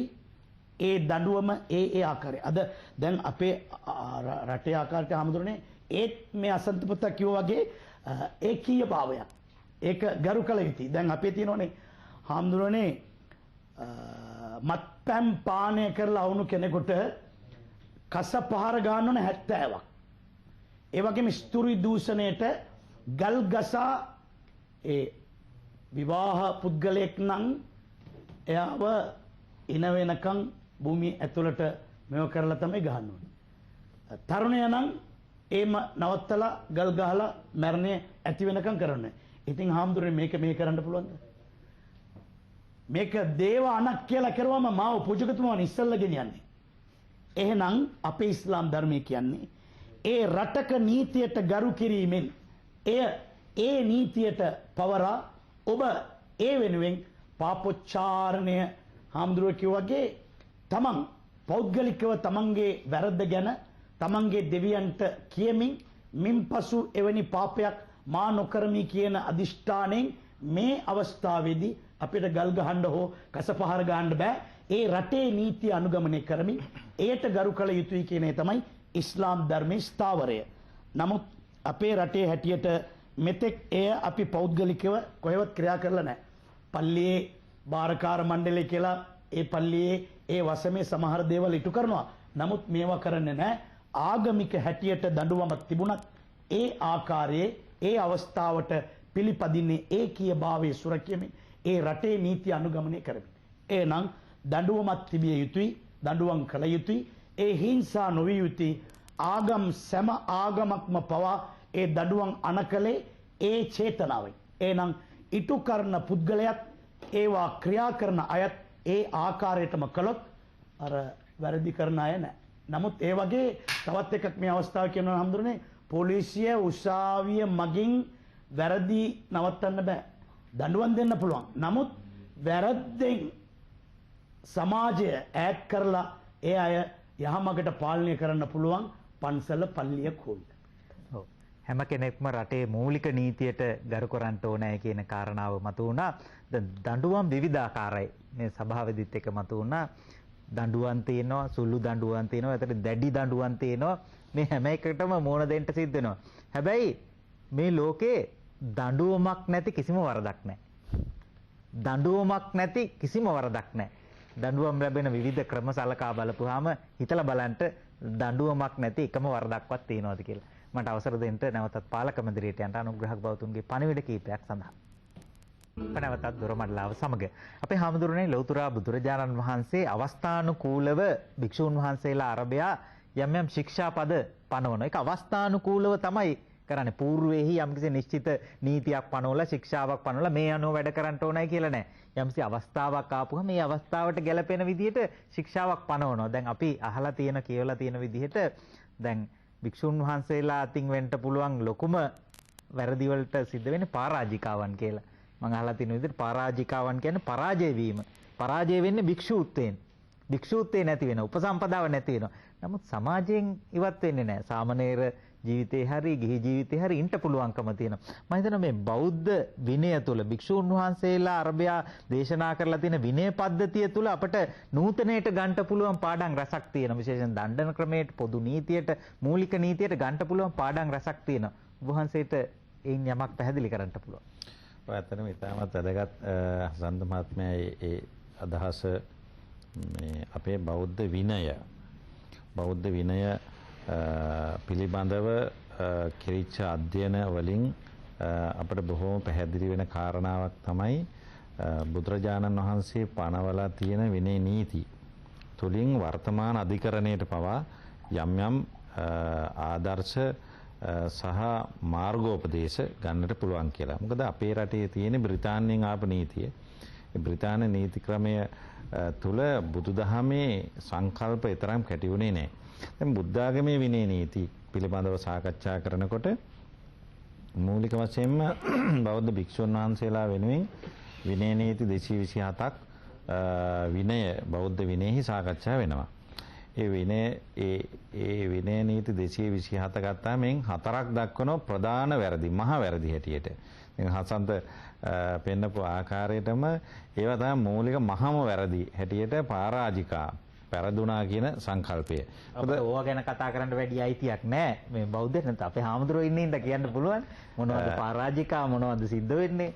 ඔය ඇත්තටම දැන් මේ පරාජිකා තුල බුදුදහමේ පෙන්වන්නේ මූලික පරාජිකා හැටියට ඔය අපේ මලවෙදතුමා වගේ මේ ස්ත්‍රීන් හා සම්බන්ධ වීම පිළිබඳව එකක් සාකච්ඡා වෙනවා.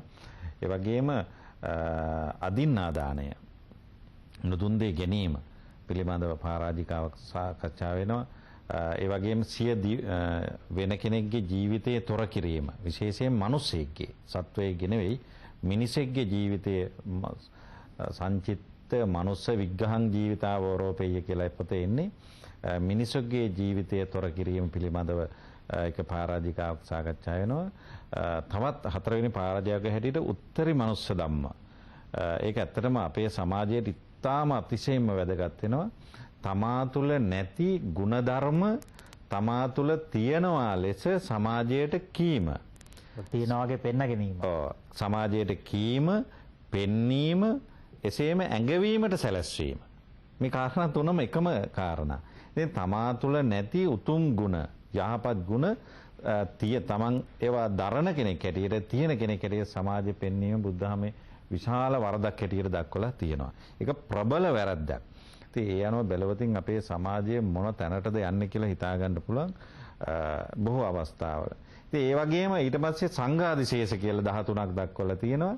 ඒ සංඝාදිශේෂ 13ේදී ඒ සියලු වැරදි සඳහා යම්කිසි ක්‍රියාදාමයක් පෙන්නනවා. ඒ නිදහස් වෙන්න පුළුවන් විදිහේ. අර මුල් වැරදි හතරේ නිදහස් වෙන්න බෑ. මේවයි නිදහස් වෙන්න පුළුවන් ක්‍රම. ඊට පස්සේ අනියත ඒ වගේම සේකියා නිසගි පචිති ආදි වශයෙන් දක්වලා තියෙනවා. දැන් මේ වැරදි සියල්ල ගත්තාම බුදුරජාණන් වහන්සේ මේවා පනවලා තියෙන්නේ ශාසනය ආරම්භ කිරීම හා සම්බන්ධව නෙවෙයි. ඒ ශාසනයත් එක්ක යම්කිසි ක්‍රියාත්මක වීම සම්බන්ධයෙන්. දැන් අද නම් ව්‍යවස්ථාව සම්මත කරලානේ සංගමේ පටන් ගන්නෙ. එතකොට බුද්ධ ආගමේ සංගමයෙන් පස්සේ තමයි එන සිද්ධිය අනුව කාලීන අවශ්‍යතා අනුව තමයි මේ නීති පනවලා තියෙන්නේ. සරියුත් හාමුදුරුවෝ බුදුරජාණන් වහන්සේගෙන් ඉල්ලා හිටිනවා ශික්ෂාපද පනවන්න කියලා. නමුත් ලෞතර බුදුහාමුදුරුවෝ බුදුරජාණන් වහන්සේ එහෙම පනවන්නේ නැහැ. ඒක අවස්ථානුකූලව තමයි කරන්නේ. අර මේ විනය පොතේ වේරංජක් ඛණ්ඩකේ ඔය කාරණාව පැහැදිලිව තියෙනවා.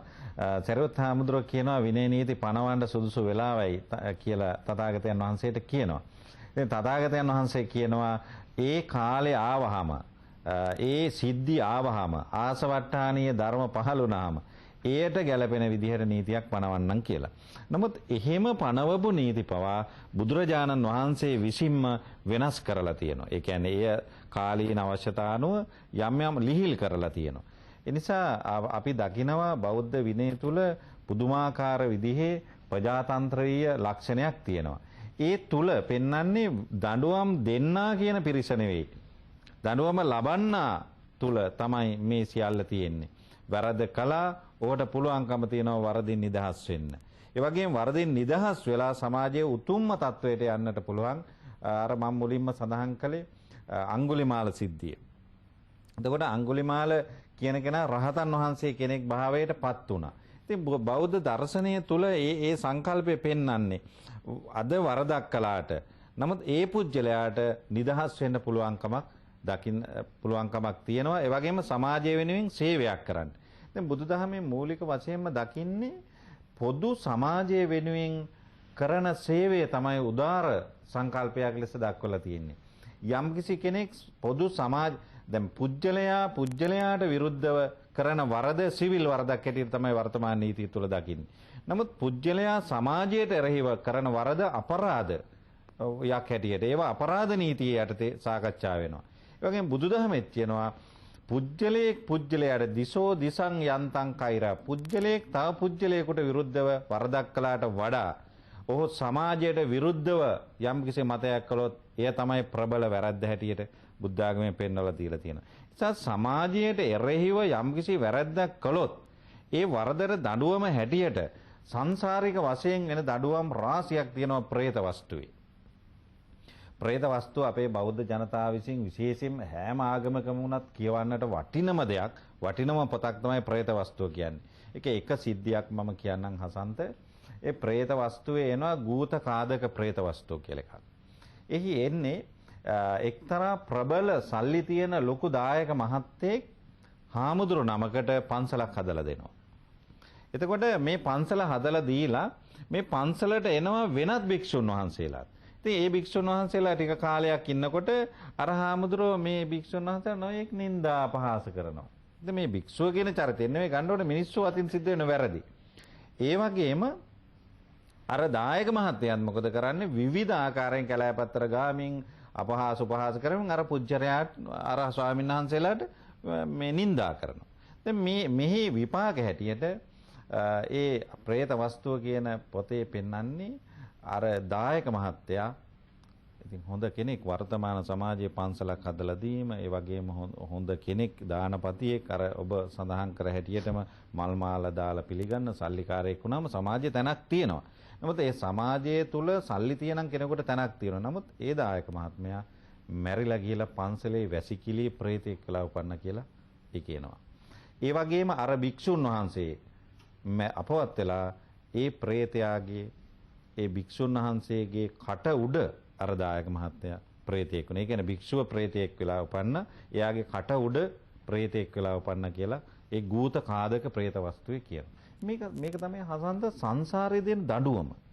මේක ප්‍රබල දඬුවමක්. ඒ සංසාරයේ දෙන දඬුවම සචේතනිකව පුජ්‍යලයා කරන ක්‍රියාව වෙනුවෙන් දෙන දඬුවමක්. ඒක සමාජයට කරන ලොකු වරදක්. ඒ වරද වෙනුවෙන් සමාජයේ දැන් අපි මේ දඬුවම් ගැන කතා කරන්නේ හසන්ත මේ අපිට පේන මිනිස්සු තුල විතරයිනේ.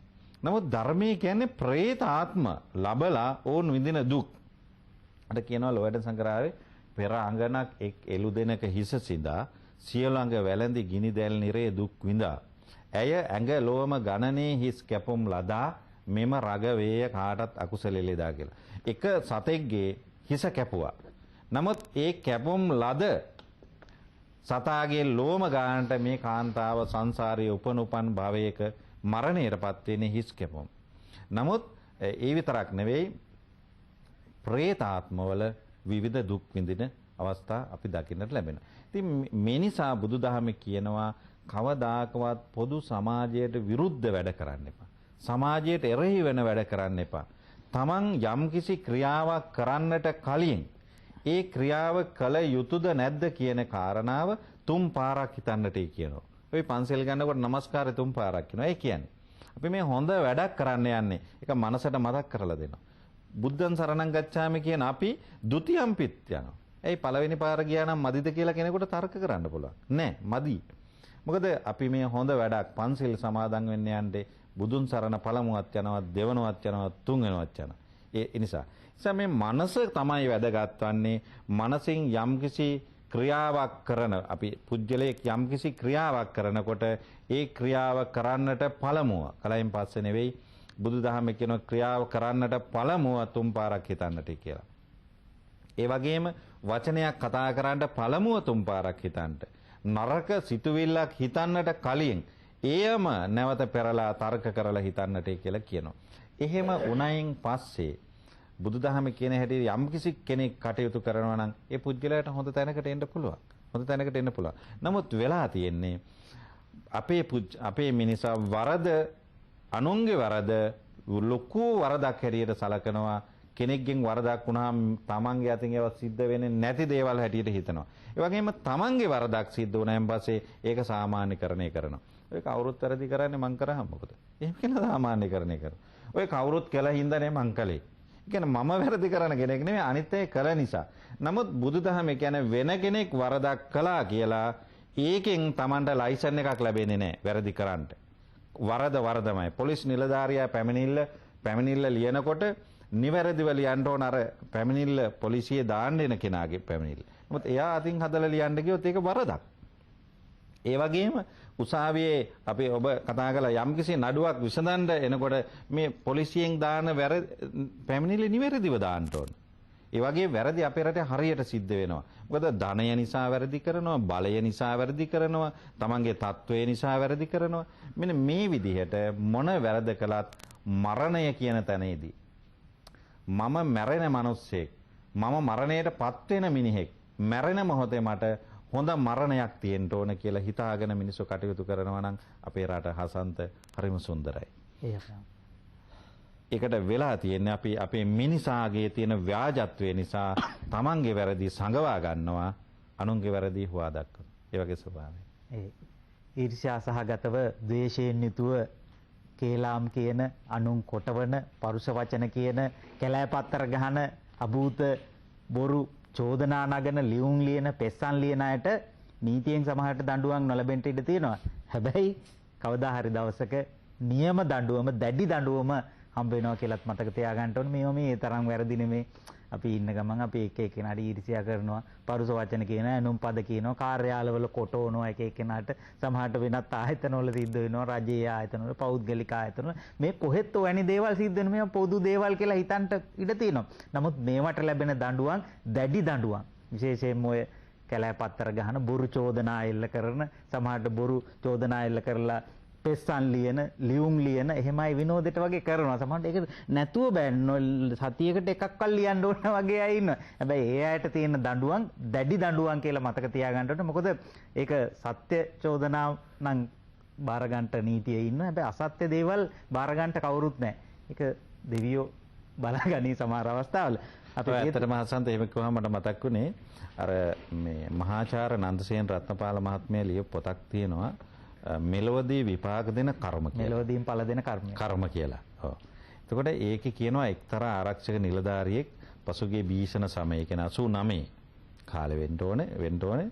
ඒ කාලේ කාන්තාවන් වැරදි නොකළ කාන්තාවන් පොලිසියට අල්ලලා තිලේ කාන්තාවන්ගේ පියයුරු කැපුවා. ඒකෙන් තමයි ඔහු සතුටක් ලැබුවේ කියලා.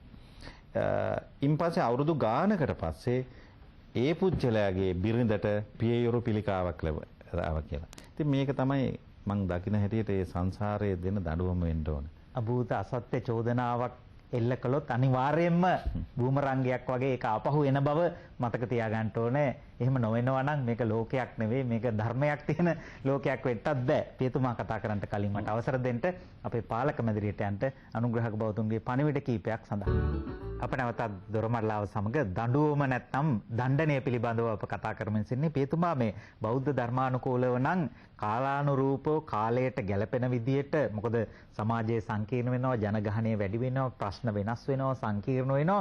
මේවට ගැළපෙන විදිහට බොහෝ දේවල් විශේෂයෙන් නීතිය පවා ප්‍රතිසංස්කරණය කරගෙන සංශෝධනය කරන්න ඉඩ සලස්වලා තියෙනවා. දැන් මේ කාලයට මේ කාලේ සිද්ධ වෙන වැරදි වලට දෙන්න දඬුවම් වෙනස් වෙන්න පුළුවන්.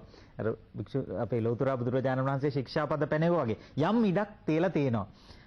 ක්‍රිස්තියානි ධර්මානුකූලව එහෙම ඉඩක් තියනවාද? ක්‍රිස්තියානියේ මම හිතනවා ටිකක් වෙනසක් තියෙනවා. මම හිතන්නේ මන්ද නෑ අපි කී දෙනෙක් එකඟ වෙයිද කියලා කමාව කියන එකට වැඩි අවධාරණයක් දීලා තියෙනවා. දැන් උදාහරණයක් හැටියට ජේසුතුමා කියන දෙයක් තමයි වරදක් කරපු කෙනෙකුට දැන් 7 වරක් කමාව දුන්නොත් ඇති දෙය කියලා.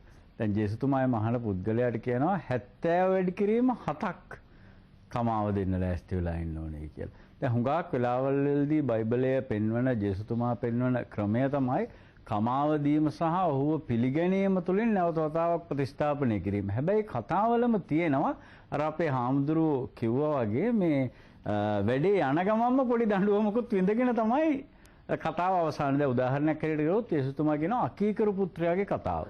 අකීකරු පුත්‍රයා මේ තාත්තා හරි හම්බ කරලා තියෙන දේවල් නැති බංග කරගෙන ඒවා කාබාසීනියා කරගෙන ඒවා විනාශ කරලා සල්ලාලෙක් විදියට හැසිරිලා අවසානයේ ඔහු තමන්ට සතු සියල්ලම අවසන් කරගන්නවා. අවසන් කරගෙන ඔහුට සිද්ධ වෙනවා අන්තිමට තාත්තා ළඟට එන්නත් බෑ. තමන්ගේ බූදලේ තමන්ට ලැබුණ දේවල් සියල්ලම අවසానයි. ඔහු ගිහිල්ලා ඌරු වැඩ කරන තැනක ඌරු කොටුවක රැකියාවක් සපය ගන්නවා. රැකියාවක් ඉල්ල ගන්නවා. හැබැයි එහිදී ඔහුට සිද්ධ වෙන්නේ තමයි මේ ධනපති පුතාට මේ සියල්ල ඔහු කරපු නිසා ඔහුට සිද්ධ වෙනවා අවසානයේදී ඌරු ගාල ඌරු කොටුව හිමියා කියනවා මට විශේෂ කෑම දෙන්න බෑ ඔයාලට. විශේෂ වැටුප් දෙන්න බෑ. ඌරු කන කෑමම කාලා ඉන්න පුළුවන් නම් එතනින් ඉන්න පුළුවන් මේ රැකියාව කරන්න පුළුවන්. අවසානයේදී ඔහුට මේ ඌරු කන කෑමම කන්න මේ ජේසුතුමා කියන කතාවක්. ඌරු කොටුවේ ඌරු දැන් අපි විවිධ කඩවලින් ඌරු කෑම අපිත් කනවා මේ සමාජයේ නම් විවිධ නම් වලින්. ඉතින් මම හිතනවා එක පැත්තකින් අපිටත් ලැබිලා තියෙන අඩුවමත් දෝයි කියලා. දැන් මේ ඌරු කෑම කාලා අවසානයේ ඔහුට හිතෙනවා අපේ තාත්තගේ ගෙදර මෙහෙකාරයෝ මීට වැඩිය කොච්චර හොඳ කෑම කනවද. අවසානයේ මගේ ක්‍රියාකලාපයේ හින්දා මට ඌරු කෑම කන්න සිද්ධ වුණා. මම නැවත වතාවක් තාත්තා ළඟට යනවා ගිහිල්ලා මම කමාව අරගෙන ඒ ගෙදර වැඩකාරයෙක් හැටියට ඉන්නවා පුතෙක් විදිහට නෙවෙයි කියලා. දැන් කතාවේ අවසානයේදී තාත්තා බලාගෙන ඉන්නවා හැරිලා එන පුතාව පිළිගන්න. දැන් ක්‍රිස්තියානි දින විශේෂත්වයක් තමයි හැරිලා එන්න. නැවත වතාවක් සමාජගත වෙන්න මනස්ථාපනය. ඒක තමයි අර පාපොච්චාරණය කියලා කියන්නේ. තමන්ගේ පව් කියා දීලා අලුත් මිනිහෙක් වෙන්නට අවස්ථාවක් සපයලා තිනවා දිගින් දිගටම. සමහරු මේකට එකඟ වෙන්නෙත් නෑ. එහෙම නොකළ යුතුයි කියන තැනත් සමහර කෙනෙක් ඉන්නවා. නමුත් අර ඔබ කිව්වා වගේ එක පැත්තකින් අපිට පේනවා මේ සමාජය තුළ කාගෙන් සැඟවෙලා ඉන්න පුළුවන් වුණත් අපේ හෘද සාක්ෂිය එහෙම නැත්නම් අපි දෙවියන් වහන්සේ කියලා හඳුන්වනවා. අපිට සමහර වෙලාවල් වලට හැංගිලා ඉන්න පුළුවන් කමක් නැහැ. අර ඔබ කිව්වා වගේ මතු පිටින් ලස්සන සූට් එකක් ඇඳලා මල් මාල දාගෙන පොල් තෙල් පහන් පත්තු කරගෙන හැම වෙලාවෙම සමහර අයට තියෙනවානේ මේ මයික් කියන ඒවා පෙන්වන්න බැරි ලෙඩකුත් තියෙනවානේ. මයික් එකක් දැක්කොත් එහෙම මොකක් හරි දෙයක් මේ කියන්න ඕන වගේ රෝග තියෙන සමහර අය ඉන්නවනේ. ඒ වගේ සමහරවිට ඉදිරියට පැනලා කතා කරමින් ලොකු ප්‍රතිරූපයක් පෙන්නගෙන ඉන්නවා. හැබැයි හුඟක් වෙලාවට යටින් යන්නේ වෙන වැඩපිළිවෙලක්. යටින් යන්නේ තව කෙනෙක්ව විනාශ කිරීම, යටින් යන්නේ චරිත ඝාතනය කිරීම. මේ වගේ දේවල් හුඟක් තුළ මේ සමාජය තුළ තියෙනවා. දැන් මම හිතන්නේ හෂාන්ට දෙතුන් පාරක්ම මේ කතාව කිව්වා. හැබැයි ඒගොල්ලන්ටත් තමන්ගේ හෘද සාක්ෂියෙන් සැඟවෙන්න බෑ. ඒ කියන්නේ තමන් කරන දේ පිළිබඳව අවසාන විග්‍රහය දැන් එක වෙළඳ දැන්වීමක් තිබුණා. හරි අපූර්වයි. මම දැක්කා තමන් වයසට ගියාම හාන්සි පුටුවක ඉඳගෙන තමන් කරපු දේවල් මතක් කරගෙන hina වෙනවා. සතුටක් ලබනවා. මේ ආච්චි හරි අපූර්වයි. ඒ කාලේ මම මේ දේවල් කරා නේදී කියලා සඳෑ සමේ hina වෙවි මේ දේවල් ස්මරණය කරනවා, අනුස්මරණය කරනවා. නමුත් සමහර කෙනෙකුට අපිට පුළුවන් දේ විදිහට කල්පනා කරන්න. අපේ තරුණ කාලේ, අපේ ශක්තිමත් කාලේ, අපිට කරන්න පුළුවන් කාලේ මම කරේ මොනවද කියලා සතුටු වෙන්න පුළුවන් නම් මම හිතන්නේ හාමුදුරුවෝත් ඒ ස්ථානයටම ගෙනාව කතාව. අපිට ඒ විදිහට සතුටු වෙන්න පුළුවන් නම් මම හිතන්නේ ඒක තමයි ලබන්න පුළුවන් උතුම්ම සතුට. අපේ ජීවිතයේ අවසාන කාලයේදී මම මෙච්චර කාලයක් මේ නමුත් අර පුද්ගලයාට අර මතු පිටින් ආටෝපයක් පෙන්නගෙන මල් මාල දාගෙන පහන් පත්තු කරගෙන කතා පවත්වගෙන ලොකු ප්‍රතිරූපයක් ගම තුල සමහරලාට මවලා තියෙනවා. සමහර වෙලාවට ලොකු ප්‍රතිරූපයක් තමන්ගේ ආයතනයේ මවලා තියෙනවා. හැබැයි යටින් කරේ අර ඔබ කිව්වා වගේ කැලෑපත්‍ර ගන්න එක, ලියන එක, අනේ මිනිසුන්ව කපන එක සාමාන්‍ය භාෂාවෙන් කිව්වනම්. නමුත් ඔහුට පුළුවන් ද අර සැඳෑ සමයේදී ඒ විදියට හිතන්න මම කරේ මේ දේවල් කියලා. ඉතින් ඒ නිසා මම හිතන්නේ ඉබේම දඬුවමක් ලැබිලා තියෙනවා. දැන් ක්‍රිස්තියානි දහමේ තුල තියෙන්නේ නම් හැරි එන අයව පිළිගැනීම සහ ඔහුට නැවත වතාවක් කමාව ලබා දෙමින් රාංගුලිමාල කතාවේදී කිව්වා වගේ යන්න පුළුවන් ඉහළටම යන්න පුළුවන්කම තියෙනවා. හැබැයි ඒ යන ගමනේදී ඉබේම දඬුවමක් විඳිනවා. ඉබේම දඬුවමක් විඳින්න මම හිතන්නේ අපේ රට අර සුන්දර රටක් බවට පත් කරන්නට පුළුවන් අපේ ඔක්කොගෙම සැඳෑ සමයේදී හිතන්න පුළුවන් නම් මම මේ කාලේ මේ විදිහටයි ගත කරේ මට ලොකු සතුටක් තියෙනවා කියලා මම හිතනවා එතනින්ම කතාව අවසාන වෙනවා. ඉතින් එහෙම නැතුව අපේ ඒ කාලේ යද්දි හිතනවා නම් අනේ මම කී දෙනෙකුට කැපුවාද කී දෙනෙක්ගේ බඩේ පහර ගැහුවාද කී දෙනෙකුට හිංසා කරාද කියලා තමන් ඒ වෙලාවේදී මරණ මොද හුඟක් කතාවල තියෙනවා. දැන් අර සත්තු මරණ පුද්ගලයෝ මැරෙන අවස්ථාවේදී සතා විදිහට මම නම් අහලා නැහැ. නමුත් කෙනෙක් කියන කතාවල් අහලා තියෙනවා. සමහරවිට ඌරු මරපු පුද්ගලයෙක් ඌරෙක් විදිහටම කෑ ගහගෙන මැරුණ අවස්ථාවල් ගැන අපේ හුඟක් සමාජය තුල තියෙනවා. අර මහාචාර්ය නන්දසේන රත්නපාලයන්ගේ පොතේ සඳහන් වෙනවා එවැනි කතා කිහිපයක්ම. ඉතින් මම හිතනවා අපිට නිකම්ම අපිට අර ditta ධම්ම වේදනීය විපාක වගේ සමහර වෙලාවල් වලට අපිට නිකම්ම දඬුවමක් ලැබෙනවා. හැබැයි ක්‍රිස්තියානි එක දෙයක් තියෙනවා. නැවත වතාවක් හැරිලා එන ඕනම කෙනෙක්ව පිළි අරගෙන ඔහුට යන්න පුළුවන් ගමනක් තියෙනවා විමුක්තිය ගමන. බුදුදහමෙත් එහෙම අවස්ථාවක් තියෙන අපේ හාමුදුරුවෝ එක පැහැදිලි කළා. වැරදි කිරීම මනුෂ්‍ය ගතියක්, සමාව දීම දේව ගතියක් කියලා අපි අතරේ කියමනක් තියෙන. එතකොට දඬුවම් දීම කාගේ ගතියක්ද? ඒකත් ආන්න සිද්ධ වෙනවා. එහෙම කියමනකුත් අපි අතරේ තියෙනවා. ඒක අපේ මාතෘකාවට අදාළ කර ගැනීම කොහොම වුණත් එහෙම කියමනක් තියෙනවා. ස්වාමී ඇත්ත වශයෙන් දඬුවම් කිරීම නම් අපේ ආගම කියන්නේ නවග්‍රහය ගතියක් කියලා. ඇත්ත වශයෙන් පුතා දැන් අපි මෙච්චරක් කියලා අපි සාකච්ඡාවක් කරා. හැබැයි අපේ ජනතාව දඬුවමක් කියන එක නැත්නම් වැරදි කියන දේ වැරදිට සිදුවෙන දඬුවමක් දන්නේ නැතුවනේ මේ ජීවත් වෙන්නේ. අපි කවුරුත් දඬුවම දන්නවා. අපි උත්තම පුරුෂය කියා දීපු දේවල් ඒ ගැන අපි තවත් ආරවුස ඒ ගැන අවුරුද්දෙන් අවුරුද්ද දවසෙන් දවසෙන් මාසෙන් මාසෙට අවුරුද්දෙන් අවුරුද්දට අපි මතක් කරලා දෙනවා. නමුත් අපි කරන වැරදි හඩු වුණෙත් නැහැ. අපිට ලැබෙන දඬුවම් අඩු වුණෙත් නැහැ. ඒ නිසා අපි අපේ මේ ශ්‍රී භාගවත් දේවිගේ පොතක සඳහන් වෙනවා පළවෙනිම වැරදි සිදුවෙන්නේ අපේ ආගමට අපි කරු කරේ නැත්නම් අපේ මවට සහ මව් භාෂාවට අපේ මව් රටට අපි කරු කරන්නේ නැතු ඒ පැත්තෙන් අපි ද්‍රෝගී වැඩ කරනවා නම් මව ආපු අම්මට සලකන්නේ නැතුව ඉපදුණු රටට අපි ද්‍රෝගිකම් කරනවා නම් ඉපදුණු ආගම අපි වෙනස් කරලා වෙනත් ආගමකට අපි යනවා නම් ඊටත් වඩා දඬුවමක් අපිට නැහැ කියලා සඳහන් වෙනවා. ඒ නිසා මගේ ඉන්දු ස්වාමි කෙනෙක් ඇටියට අපේ මේ රටේ විවිධ උදවිය විවිධ ආගම ජීවත් වෙන අපේ ආගම ධර්මයෙන් අපි ජීවත් වෙමු. අපි වැරදි කරන්නේ නැතුව ජීවත් වෙමු. අපි වැරදි කරන්නේ නැතුව ජීවත් වෙන්න අපේ ආගම ධර්ම අපි අදාළ කරගමු. මේ වගේ අපි පැත්තෙන් ජීවත් වෙනවා නම් අනිවාර්යෙන් අපිට පුළුවන් මේ දඬුවම් වලින් ගැලවිලා අපිට ජීවත් වෙන්න. අත වශයෙන් අපි මේ කතා කරපු විදිහට අපිට තේරෙනවා අර දේව නීති දඬුවම් සහ රජේ නීති දඬුවම් කියලා තිබෙනවා. මම දන්න තරමට 90%ක්ම අපි ලබාගත්තු නීතිය අපි ලබා දෙන දඬුවම 90%ක්ම වැරදි විදිහට ක්‍රියාත්මක වෙනවා කියලා. ඒ වැරදි විදිහට ක්‍රියාත්මක කරන උදවියත් ඒ දඬුවම් ලබාගත් උදවියත් ඒ කරපු පාප කර්ම යනුවෙන් සිදුවෙන දේවල් වැරදි විදිහට ක්‍රියාත්මක කරන උදවියට ඒ අනිවාර්යෙන් එයාට ආයිත් කැරකිලා ධර්ම චක්‍රය කැරකිලා වැඩ කරනවා වගේ අධර්ම චක්‍රය කැරකිලා එයාට ඒ දඬුවම් ලැබෙනවම. ඒ නිසා අපි පුළුවන් තරම් කල්පනා කරමු, සිතා බලමු, වැරදි නැතුව දඬුවම් ලබා ගන්න නැතුව ජීවත් වෙන්න. කල්හජ් නියාස් මෞලවිතුමා ඇත්තටම හැම වරදකටම දඬුවම් තියෙනවා. දඬුවමට හේතුව වැරදි. වැරද්දක් කරන නිසා තමයි දඬුවම. ඉතින් හාමුදුරුවෝ අන්තිමට ප්‍රකාශ කළා වගේ දැන් තියෙන ලොකුම වැරද්දක්. දැන් වැරදි වලත් මොකද්ද ලොකුම වැරද්ද කියලා අපි කල්පනා කරනකොට ඒකට පිළිතුරුව හැම කෙනාම අනුන්ගේ වැරදි හොයන්න පටන් අරගෙන තියෙනවා. ඒ වගේම දඬුවමෙනුත් ලොකුම දඬුවම හැම කෙනාම තව කෙනෙකුට දඬුවම් කරන්න තත් කිරීම. අර මේම කවියක් තියෙනවනේ අම්දුරනේ.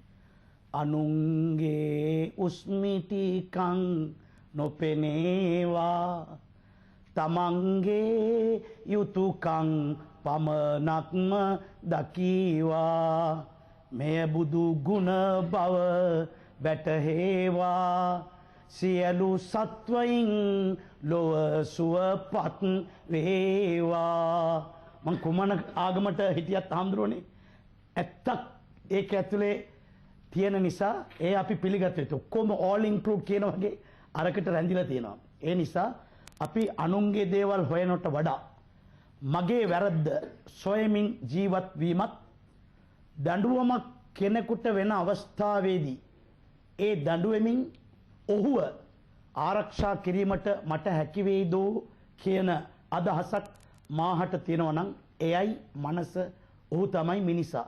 දැන් සුදෝ කුරානයේ තියෙන හඳුරන්නේ කෙනෙකුව මැරුවා නම් ඊට දඬුවම වශයෙන් ඔහුවත් මරණ දඬුවමට ඇතුළත් කරන්න ඕනේ.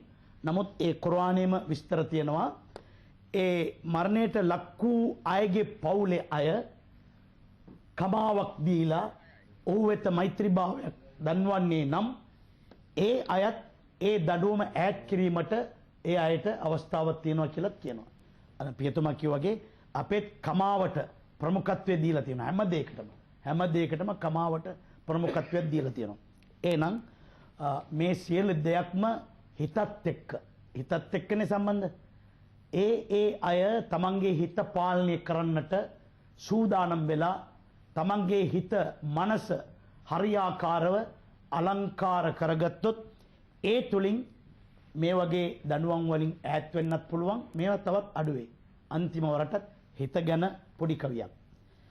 හිත පාලනය කරගන්නට නොහැකි වෙලා සමහරු හිර ගෙදර පසු වෙති කඳුළු සලා සංවර කලෝතින් තම හිත් දුගඳ හලා අපි මිනිස්සුය තව කෙනෙකුට නොවන මුලා.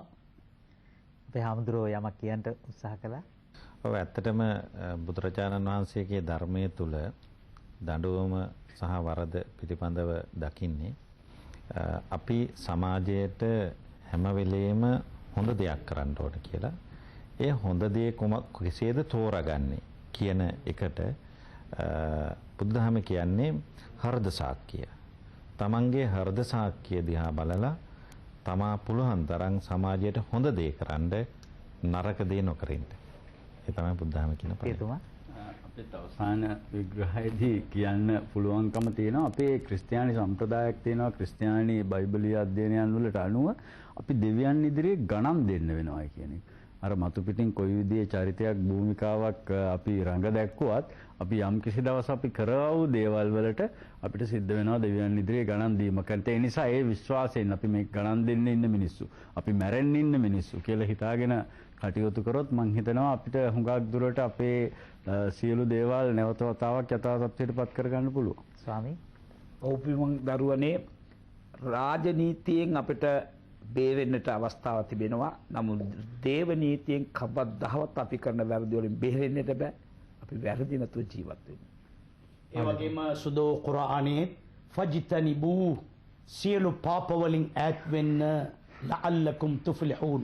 එවිට ඔබ ජයගනී කියා දඬුවමට අනකල සුදෝ කුරානය ඈත් වීමටත් මඟ පෙන්වලා තියෙනවා. එහෙනම් එසේම ඒ මඟ අපි යන්නට අල්ලාහ් දෙවියන්ගේ පීඨ ලැබේවා කියලා මා ප්‍රාර්ථනා කරනවා. දොරමඩලාවේ අපි විශ්වාස කරන